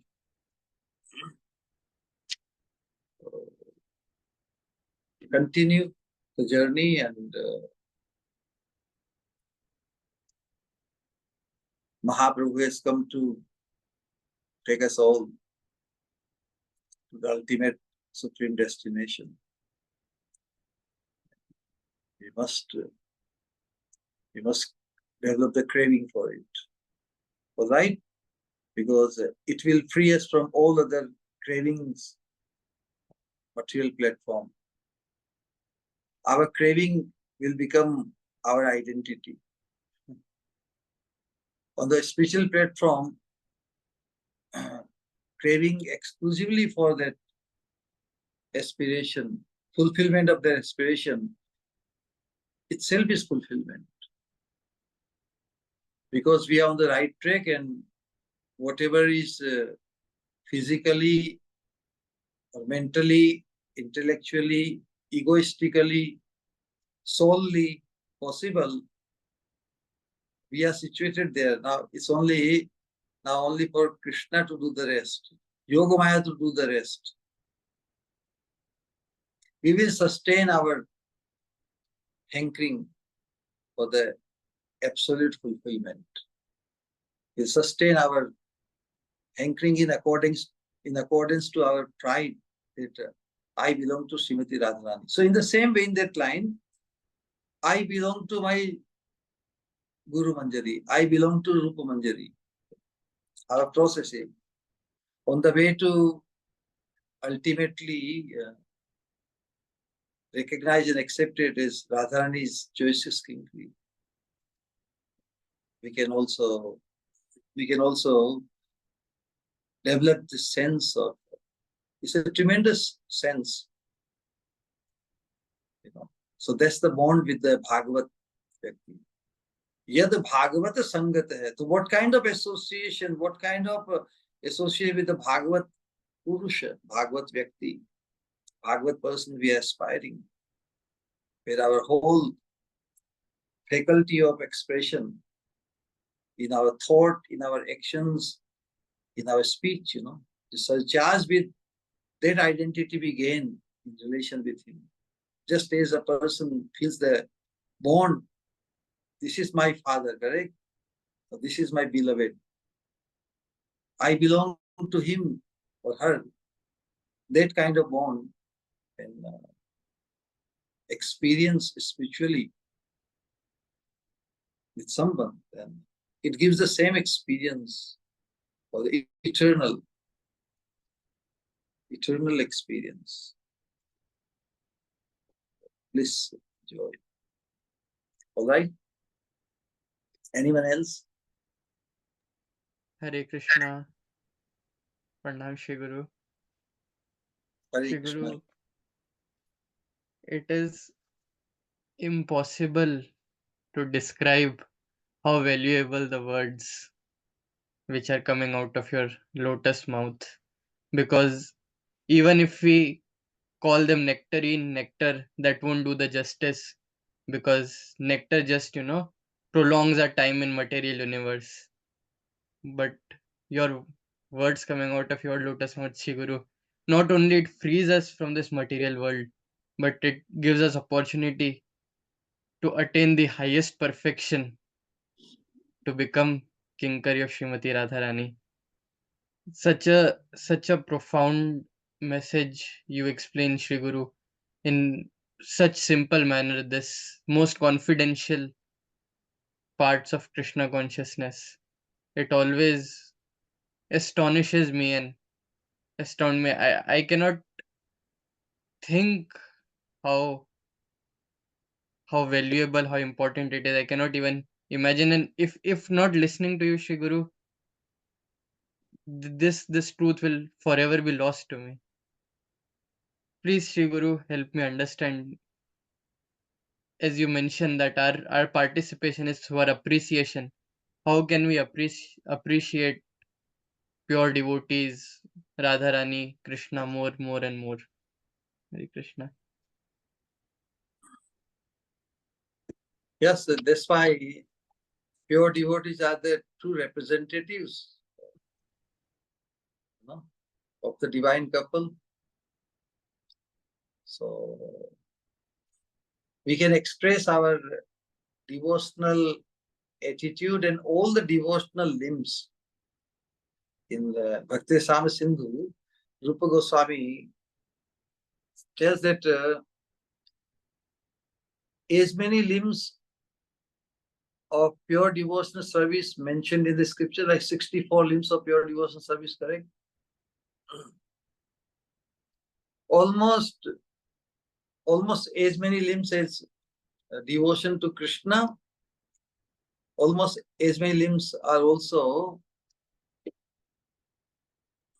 for Krishna's pure devotee, towards Krishna's pure devotee.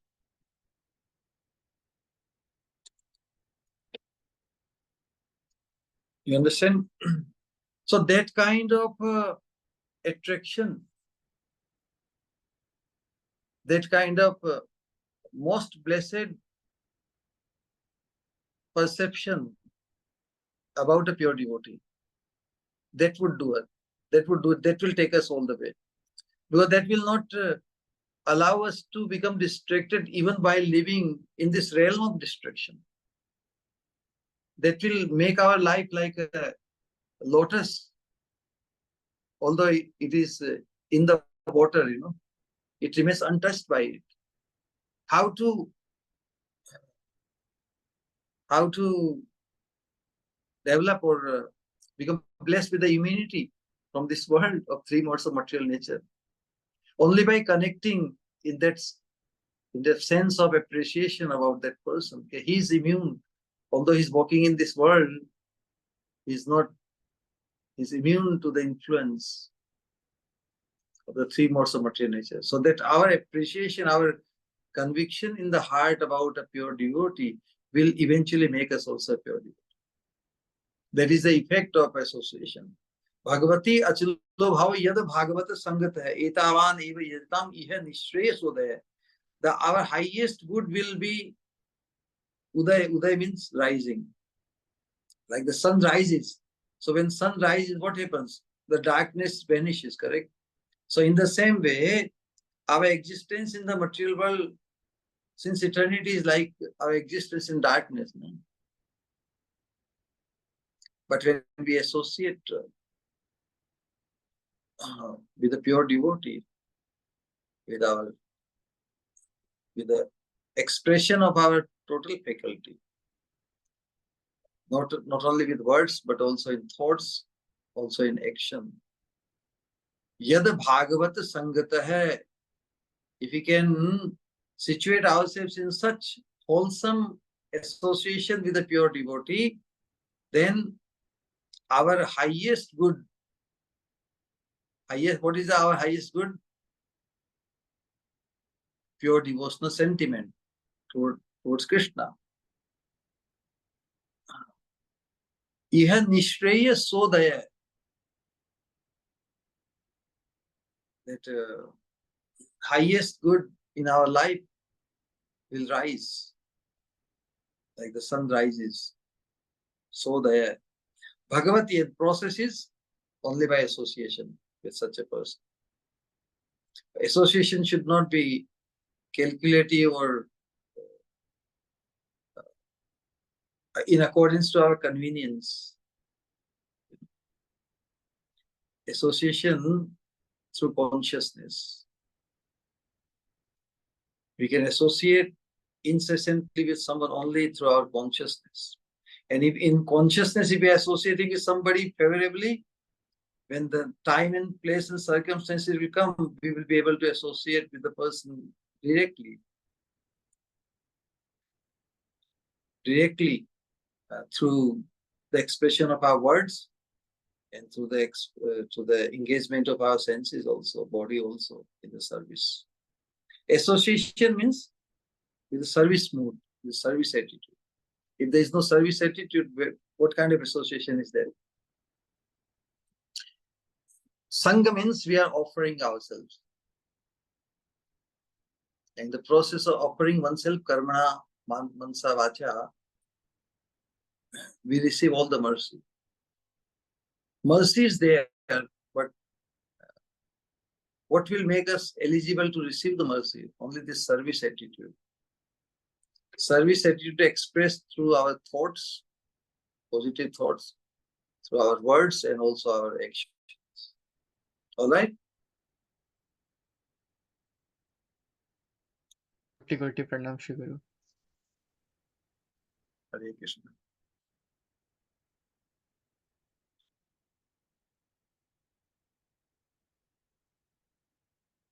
Anyone? Have I met all the devotees participants in the Shama Narayan, Vishwanathan, Hare Krishna Prabhu. Ishwari Das? At least it would be nice to at least have the visual association with everybody, every participant.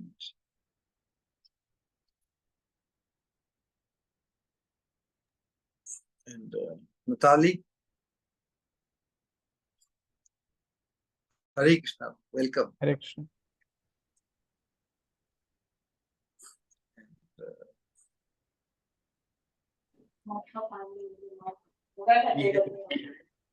Hare Krishna.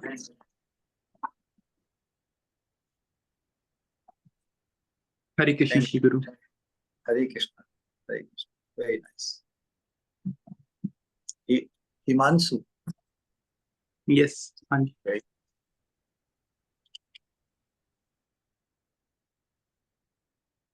Okay.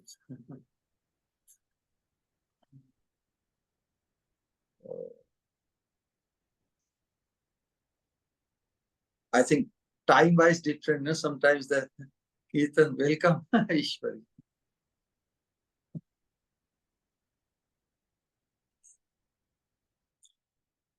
I wish that some days you can encourage the participants in Kirtan also, because then our Kirtan group becomes international.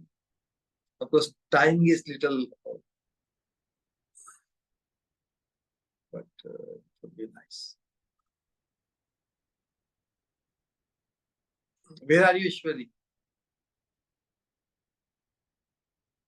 I cannot hear.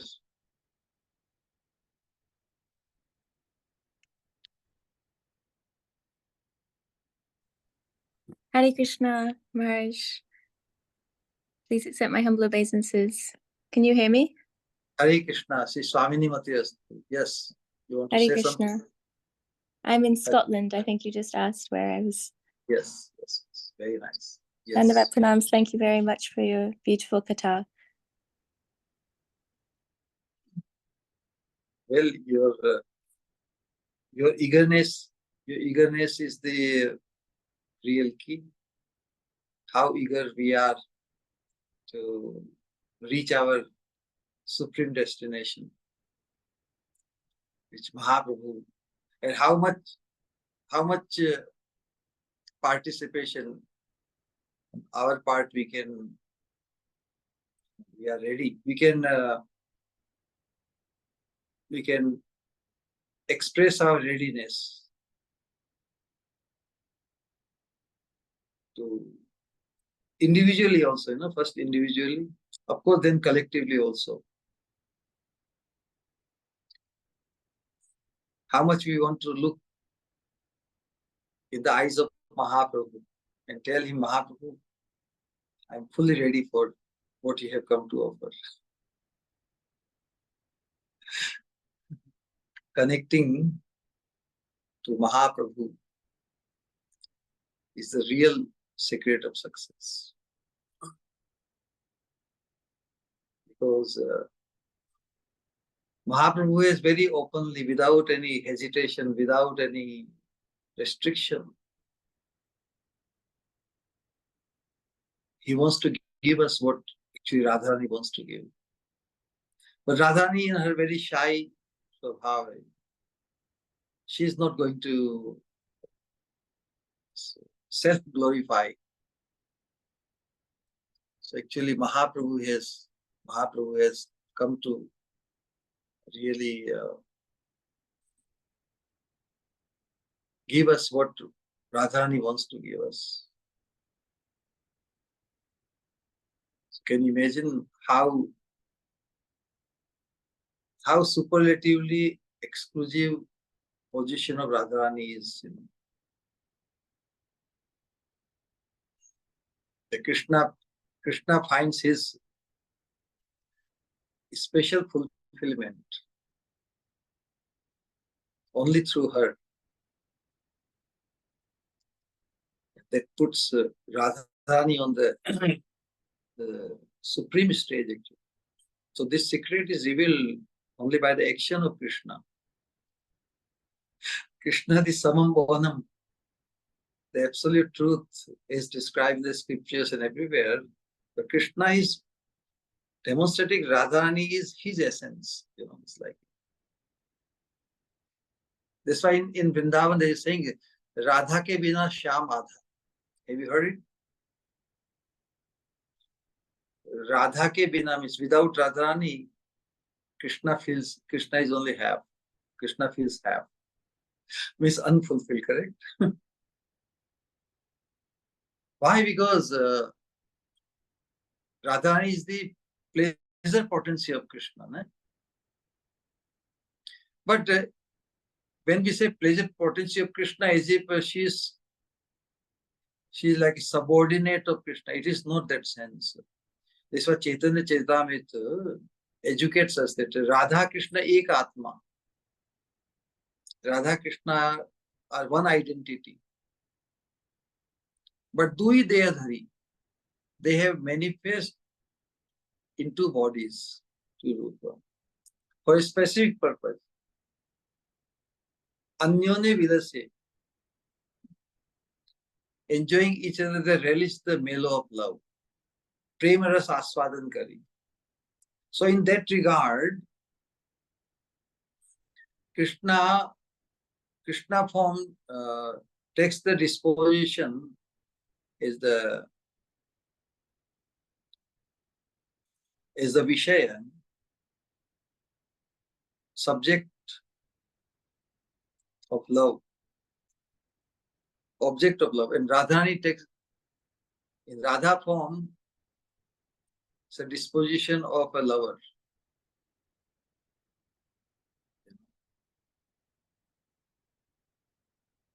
And what is the proclivity? Proclivity of the living entity is to love. Na? So Radharani, she represents, or we all represent Radharani's proclivity.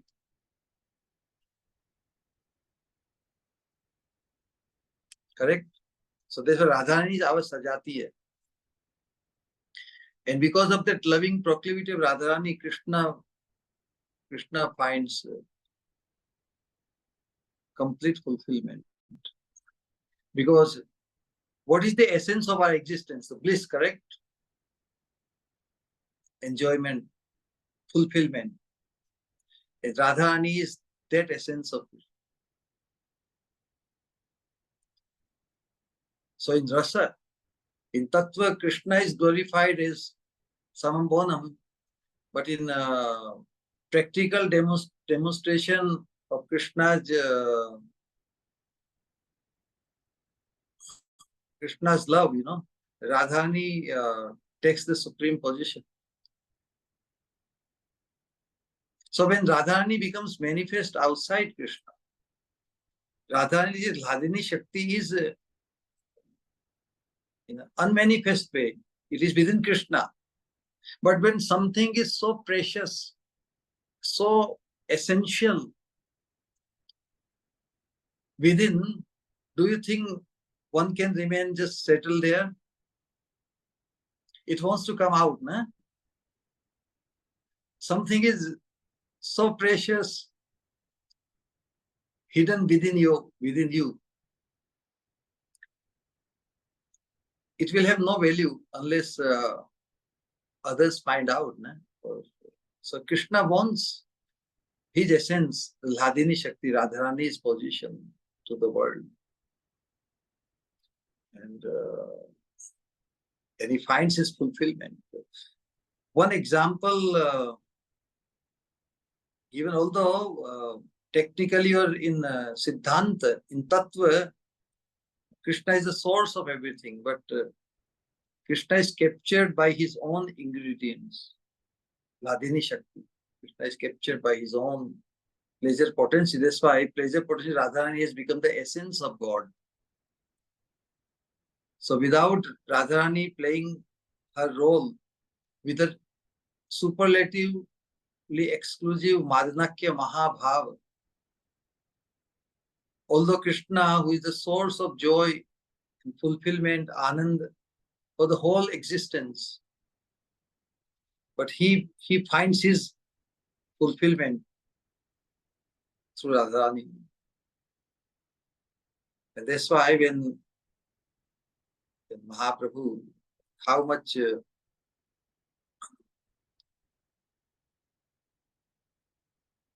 how unique Radharani is and how much Krishna appreciates Radharani through her sentiment, through her bhava, because she is the embodiment of Mahabhava. And the way she relishes Krishna, and Krishna's sweetness, even Krishna is amazed. Am I that lovable? Somebody can love me so much and becomes overwhelmed. By definition, God is one who cannot become overwhelmed. Natali, you understand this concept? Because God is omniscient. Na? God knows everything, he sees everything. So if a person knows everything, he cannot become absorbed in one. You can become overwhelmed only when you become totally focused in one, correct? Krishna is conscious of everything, and that's why he cannot become absorbed in one.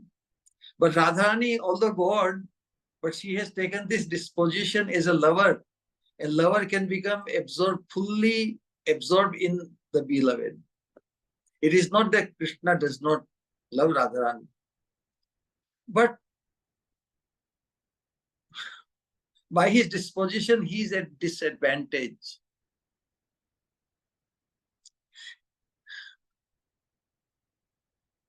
He has to cater to a need so many people loving Krishna, no? Calling upon Krishna, and Krishna says, okay. But when Krishna is with Radharani, he becomes oblivious of everything else. But when he is not with Radharani, even when Radharani is not manifest outside, but Radharani is like a hidden or in abhyakt, unmanifest form within his heart, he can be distracted, or he has to cater to so many people calling upon. But for Radharani, Krishna alone is total absorption. So the kind of euphoria, the kind of joy or the sweetness she experiences, even Krishna cannot experience himself. That's why he wants to borrow and beg and steal the mood of Radharani. And Radharani's mood comes in a full package. it has tremendous joy and also the pain. So, but Radharani doesn't want to give her mood to Krishna because he will have to suffer the pain of separation also. But anyway, Krishna, Radharani complies, okay? If Krishna insists something, then Radharani will fulfill. No? She wants to fulfill. And this is how Mahaprabhu comes. And so as Mahaprabhu, Krishna is able to experience the limitlessness of his own sweetness. Now he's totally fulfilled, means becomes overwhelmed. So only one form of God in which God demonstrates or against his very nature. God cannot become overwhelmed. But as Mahaprabhu, he becomes overwhelmed. So who becomes overwhelmed in Mahaprabhu? It's Radharani only. But in Mahaprabhu, the identity, in identity, Mahaprabhu is Krishna. Correct? But in disposition, he is Radharani. That's why our access to Radharani is through Mahaprabhu. That's why Prabhupada Saraswati says, this shloka, you know, Yatha yatha gaur padar vinde vindeta bhaktim krita punya rashi tatha tathotsar patiridya kasmat Shri Radha padam bhoj sudham burashi. So this is a revelation. As Prabhupada says that if we devote our bhakti in the lotus feet of Mahaprabhu, hatat, suddenly one day we will experience the joy of Radha Dasya. We must follow the bona fide process. If you want to achieve that highest attainment for the soul, we must acknowledge the process and the method established by Mahaprabhu. And who established that fulfillment of Mahaprabhu's Manopishta? Rupa Goswami. No? So that's why we are called Rupa Nugas. Rupa Goswami, through his education, teaching, he has given all the teachings, all the directions, all the subtleties of to become, attain perfection in our process.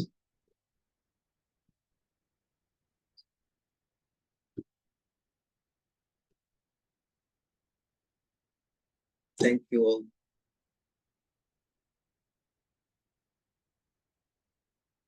Anyone, anything want to say? Don't hesitate. Because such esoteric aspects, but that's why something which was not given to us for a long time, or it was never given for such a long time. You know? That's why it's sometime, unless we sustain such a sangha or association, our lingering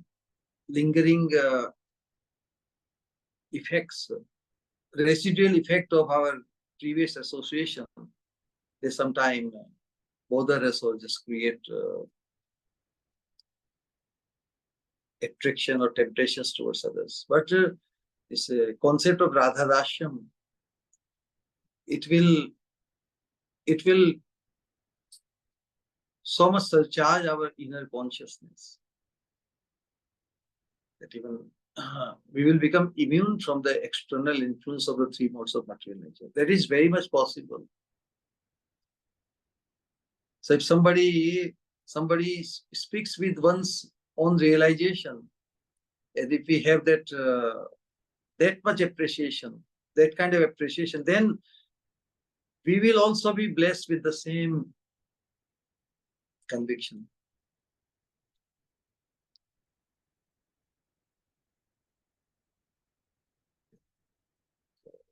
how much we appraise the association we associate with him. At that level, yadrishi shraddha siddhir bhavati tadrishi. Our achievement, the level of siddhi or perfection, will be in accordance to what level of faith we have in the person we associate with. Simple as that.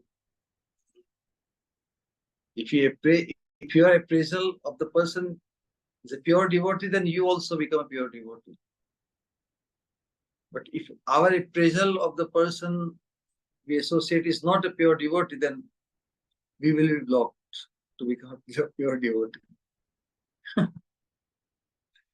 Because Shraddha, which we describe in the scriptures, Shraddha in Krishna or faith in Krishna, like Brahma, Lord Krishna is speaking to Brahmaji. So when Krishna is speaking to Brahmaji in Brahma Samhita, Yadrishi Shraddha Siddhi Bhavati Tadrishi, that means Krishna is instructing as a spiritual master. Correct? So our connection to Krishna, the absolute truth, is through his representative in this world, who is honored and loved as much or even more than Krishna. Where Krishna is paroksha, Krishna is still indirect, Krishna is in our imagination. But when Krishna is representative, Kripalu Purushakೃತಿ, Krishna himself says that one of the manifestations, Krishna's Kripa Shakti, it takes a form. Spiritual master or who is a pure devotee, whatever name we want to give. When we connect to such a person, then our faith in him, level of our faith will determine the level of our success or perfection of our human potential. It is not on our own. It is through satsang. That's why satsang itself is the cause of bhakti. Satsang is also the effect of bhakti. Satsang itself is bhakti. If you can properly associate with a pure devotee, it itself is bhakti. Is there anything else? Because bhakti frees us from duality. Duality comes because lack of absolute faith. That's why Srimad Bhagavatam warns us, Na marte buddhya asuyata sarva deva mayo guru. Marte buddhi, the duality buddhi. Mortal, we see in the person. People saw Krishna also as a mortal being, correct? But that is Krishna manifesting appearing as a human. That was his kapat. But he is the supreme being. That is the Gudha kapata manusha. In Bhagavatam, this shloka is very amazing. 1:10, I think. Kritavan kila karmani saha ramena keshava ati martyani bhagavan gudha kapata manusha. Kapata manusha. Everybody sees Krishna only as a human being. Hardly anybody thought that he is the Supreme Personality of Bhagavan. But as a human being, Krishna demonstrated, for those who liked him, those who fell in love with him, they attained the Supreme, correct? In the same way, the spiritual master who appears as human being. And we have the tendency, one human becomes attracted, becomes attached to another human being. So that's why the concept of most blessedness at the platform of attachment is possible. When you become attached to someone, then everything appears sublime. Although he appears as human being, but you perceive his inner identity as an eternal associate of Krishna. It's an associate of Radha. So are you, all of you. Then what's the problem?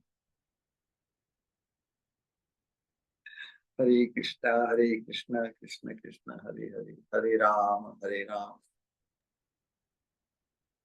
Nitai Gaur Prema. Hare Krishna.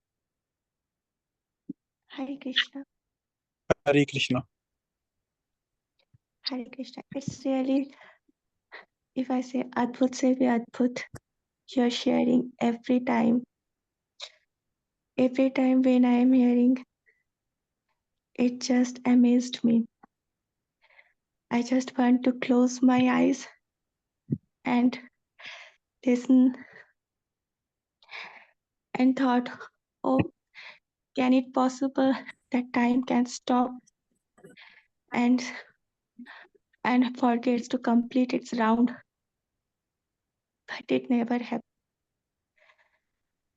But it's really one thing, just I want to say, nothing can compare the words which comes from your lotus mouth. But as nothing can compare the beauty, the madhurya of Radhisha, the love between them. But though we have to Bhattacharyas, and they compare with some like moon, like lotus.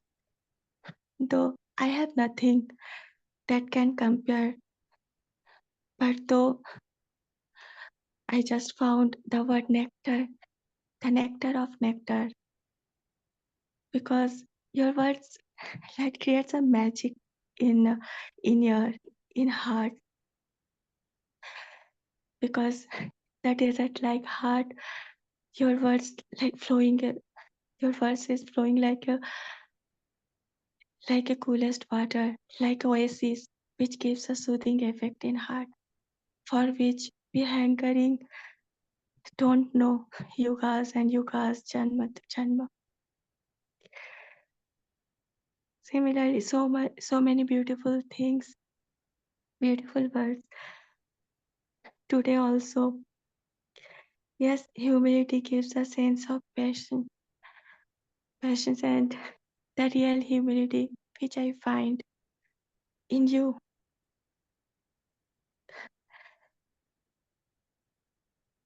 And at first, I also want to say I just miss some golden words. But though when I start, you just told about Viraha. You always tell the, जब हम एक रोटी की hankering करते हैं तो कृष्णा हमें 4 रोटी की भूख दे देते हैं.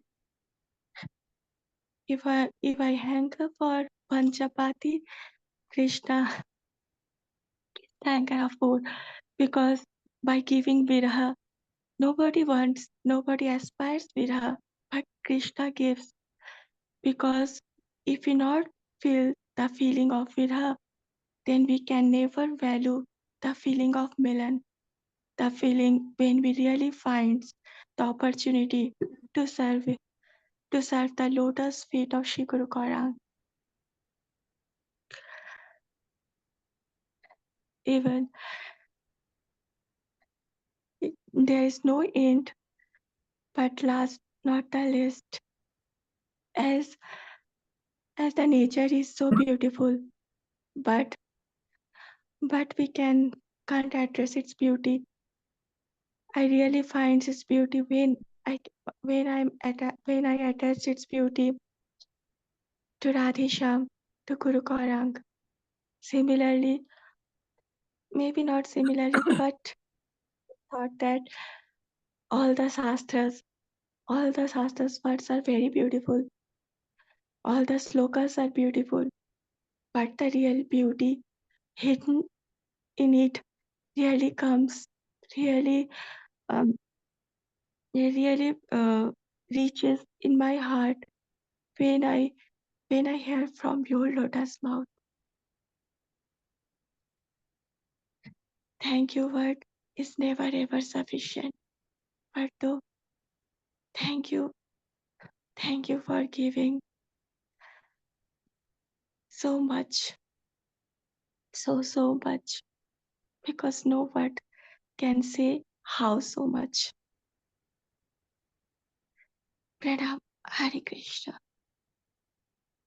So next Tuesday, we will because this abhideya aspect, sadhana bhakti is the concept of sadhana bhakti or the abhidha, the natural proclivity of the soul. That's why sadhana bhakti or the bhakti yoga, bhakti is the only process to attain the perfection of our human potential. So that's the fourth shloka of Chatushloki. We connect and then how this Vṛtrāsura's prayers, they are the practical demonstration, and we can imbibe the practical demonstration into our life. We'll discuss the significance and the of sadhana bhakti, which becomes the foundation for coming to the platform of prema bhakti. And because we are all sadhakas, and that's why we should be able to appreciate very deeply, sufficiently, the importance of sadhana bhakti in our life. Because it is the abhideya, it is the way. One cannot jump directly, by ignoring sadhana bhakti. Because unless we sufficiently invest our effort, how we will develop the attachment for something? You understand what I mean? It's like a hard labor. Then whatever fruit you receive, you become attached. Right? So to cause the attachment for Krishna, loving attachment to his lotus feet, one has to follow the process of sadhana bhakti. So we'll try to connect sadhana bhakti to prema bhakti by discussing and explaining the fourth sloka of Chatushloki on the Adhideya of Sadhana Bhakti, to capture the whole spirit of Vṛtrāsura's this fourth sloka. Okay? We'll wind up, and then from next Tuesday, we'll start something else. I just want to say that it may be very late for all of you. So what time we should be able to terminate? It's like more than 2.5 hours for you. That's a lot, no? Should we condense it within 2 hours and 1.5 hours? Because initially they said 1 hour, then 1 hour became easily 2 hours. Now it is extending even further. So I'm just wondering, please guide us, tell us, accordingly we can wind up. Why you want to deprive us? It has to be collective thing for the mutual benefit of all. Because everybody may have different circumstances, so but we don't want to do injustice to their circumstances by imposing our convenience or our freedom. Hare Krishna. Hare Krishna, Shri Guru. Dandavat Pranam, Shri Guru. I have a question. Yeah. Guru Maharaj, you mentioned about the 23 hours, 45 minutes we are doing the devotional service, but that 15 minutes, little bit of distraction and you get carried away and you are in that. So how to keep up with that mood? Also, it is not so necessary. It's telling the, because it's a spot on the white chadar, na? Because people think of you as a pure pakka devotee, correct? So pakka devotee should be is endowed with the sufficient discretion to let go, even that 15 minutes leakage of pure devotional fervor. We want to sustain the fervor, and that will be test that we really want to tell ourselves that yes, we are relishing this path of pure devotional service. What is the need for anything else? If we incorporate, we allow, in the name of that, let me take little break, I deserve. We don't deserve anything. Sometimes what happens, we are so conditioned to think that we deserve many things. So a pakka devotee will not allow that temptation for oneself. Correct? Spotless. We have to become spotless in our devotional fervor and character. It is possible. It is possible. But that bond. So that's why I say Rupa Goswami described that satsang itself is bhakti. Sat means Satpurush. If you have the bond with the pure devotee, then just thinking of that will free us from all the anarthas. In one shot, Srimad Bhagavatam describes different kinds of anarthas and different process to get rid of them. But in one shot, if you want to get rid of all the anarthas in one shot, then the bond with the spiritual master. And that bond will be defined by how much faith we have in him. What kind of appreciation, what kind of appraisal, what we think about him is. That's why the concept of most blessed one. You can think of this spiritual master, pure devotee, the most blessed. Then we will stop comparing him with anyone else, correct? Most has to be singular. No? Although there are many pure devotees, we don't deny it. But our heart is connected to one.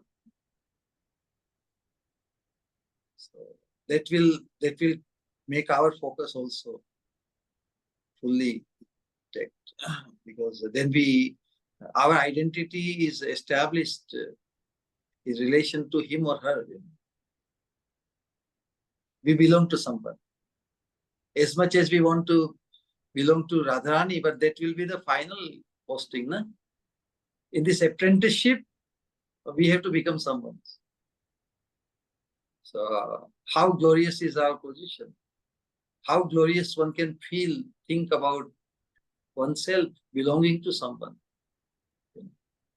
So that the sense of fulfillment comes only to the level of what kind of faith, Shraddha, at the level of attachment.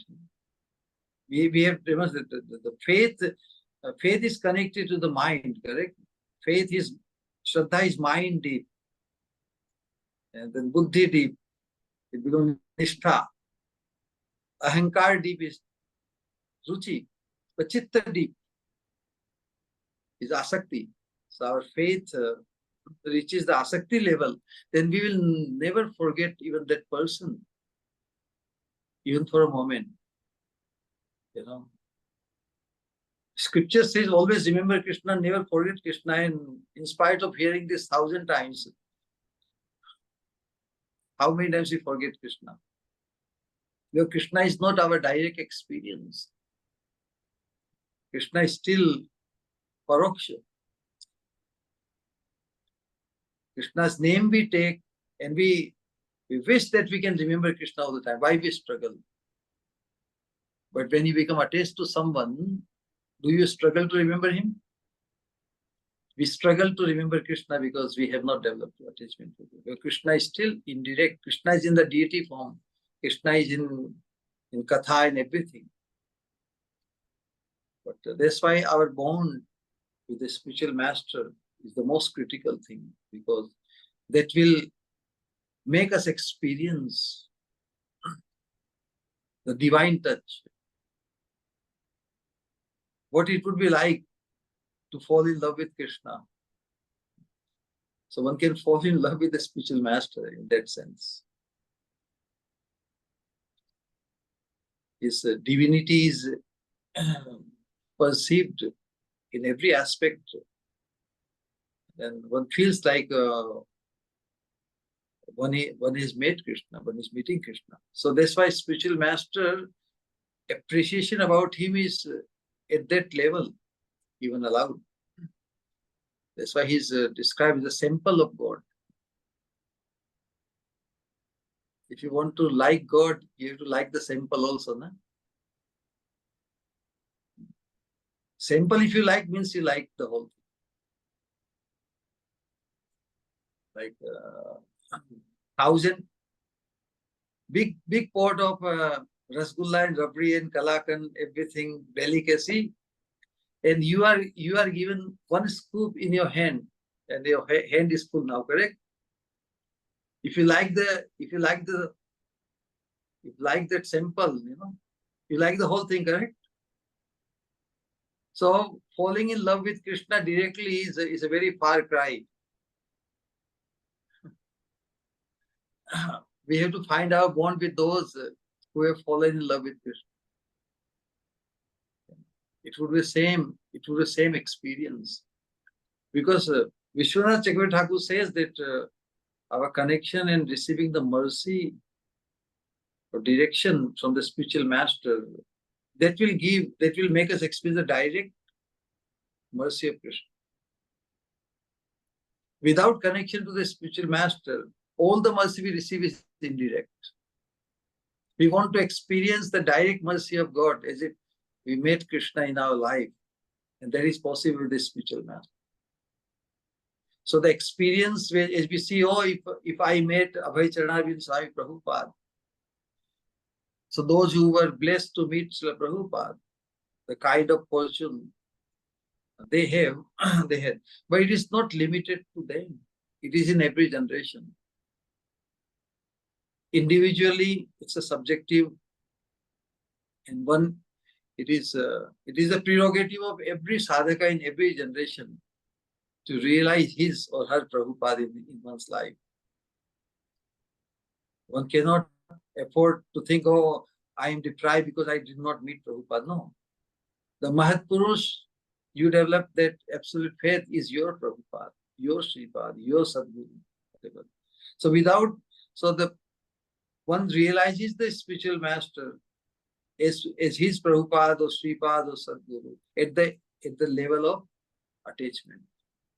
And attachment is rarely achieved. If that happens, then you are in.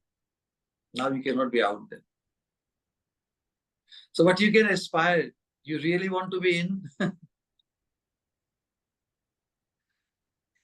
Yes, Sri Guru, not by words but by actions too. So you have to crave for it. And Krishna will reveal in your heart that bond. It's Krishna does. In one connection, one meeting, the whole consciousness is drawn towards someone. On the other hand, we may be associating with the people for 50 years and still we have no registration, correct? So it's a spiritual bond.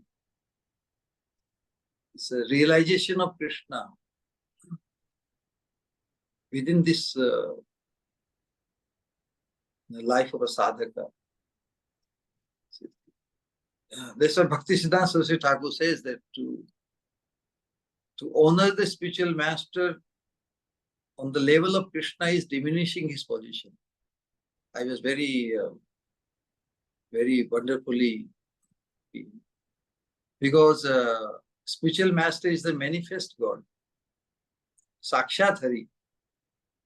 Krishna is Shyam Sundar playing the bass, the Swayam Hari. Swayam Hari is very independent, but he manifests himself in this form. So one who can appreciate the spiritual master is that unique manifestation of Krishna, and he cannot but fall in love with him or her. Correct? In that position, one only wants to offer oneself completely. When we fall in love, like in the material world we hear, we develop liking for someone or something. The nature, the tendency is to gain something, to get something in accordance to our fulfillment, everything.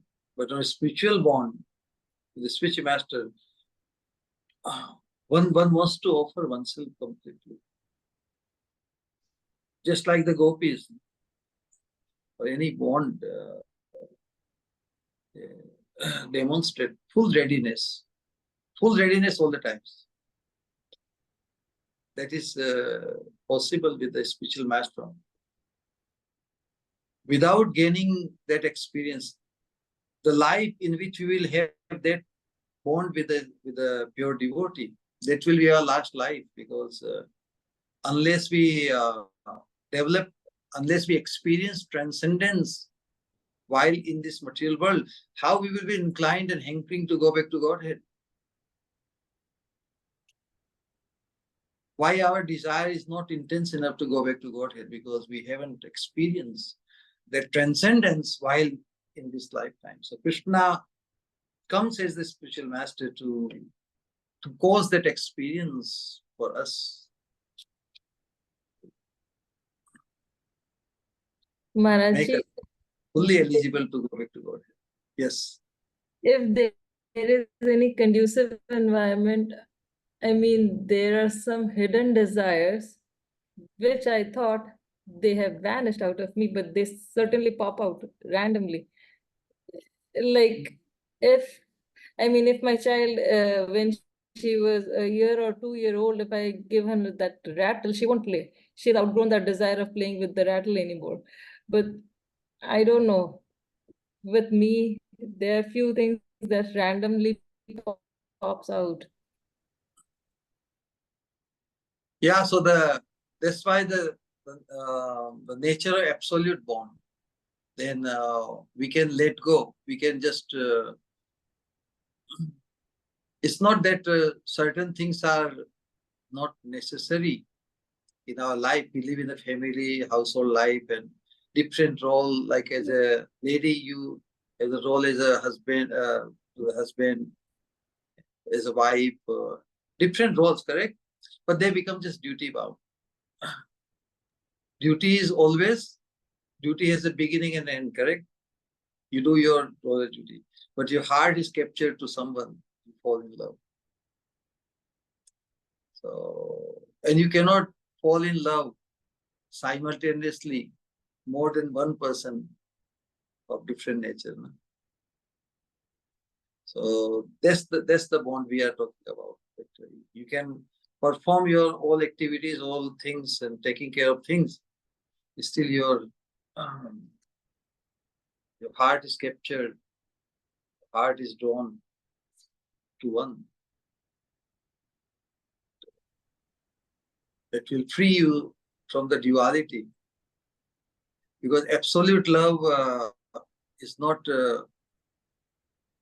possible on the material platform. However good the relationship on the bodily platform is there, No ideal is foolproof,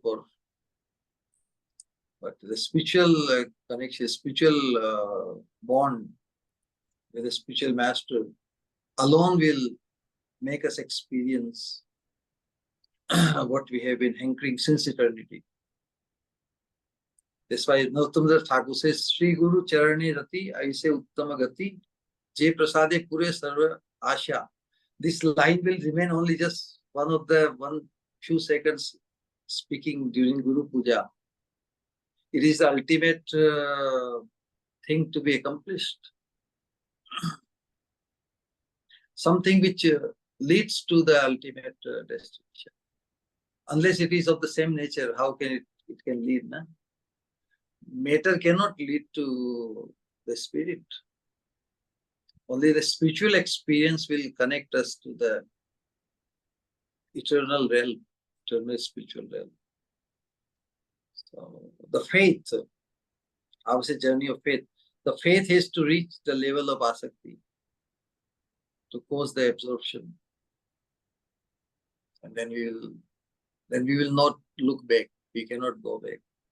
Param Drishtva Nivartate. So to experience Param Drishtva Nivartate, we don't have to, only when I will be transferred to the spiritual world, then I will. No. Every human being has this opportunity through this culture of Bhagavad Dharma. By accepting the subservience and the shelter of a pure devotee, we realize that eternal spiritual bond.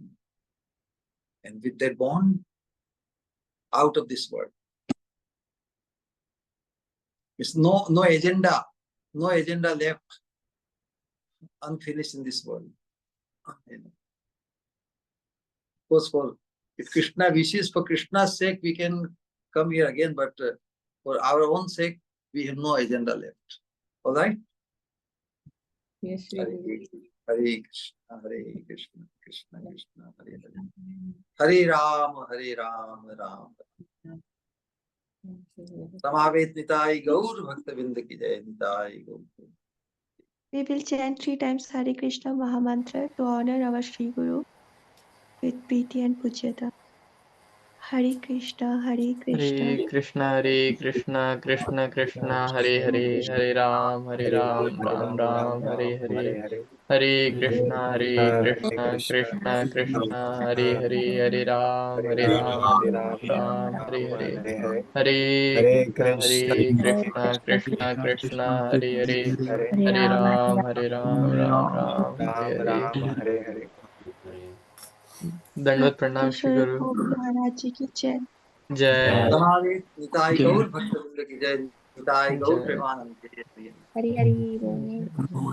Hari Bol. Dandvat Pranam Shri Guru. Shri Swamini Mati Rastu. Nitai Gaur Premanande. Hare Hari Bol. Pranam Shri Guru. Krishna. Dandavad Pranam. Pranam Shri Pranam Shri Guru. Dandvat Pranam. Hare Hearing from you, Shri Guru, takes us direct to Vrindavan. Thank you, Shri Guru.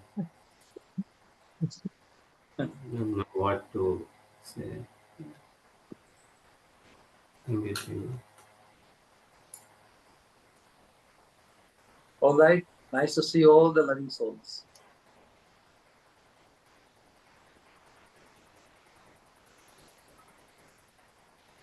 Nitai Gaur Premanande. Hari Bol. Hare Krishna. Hare Krishna.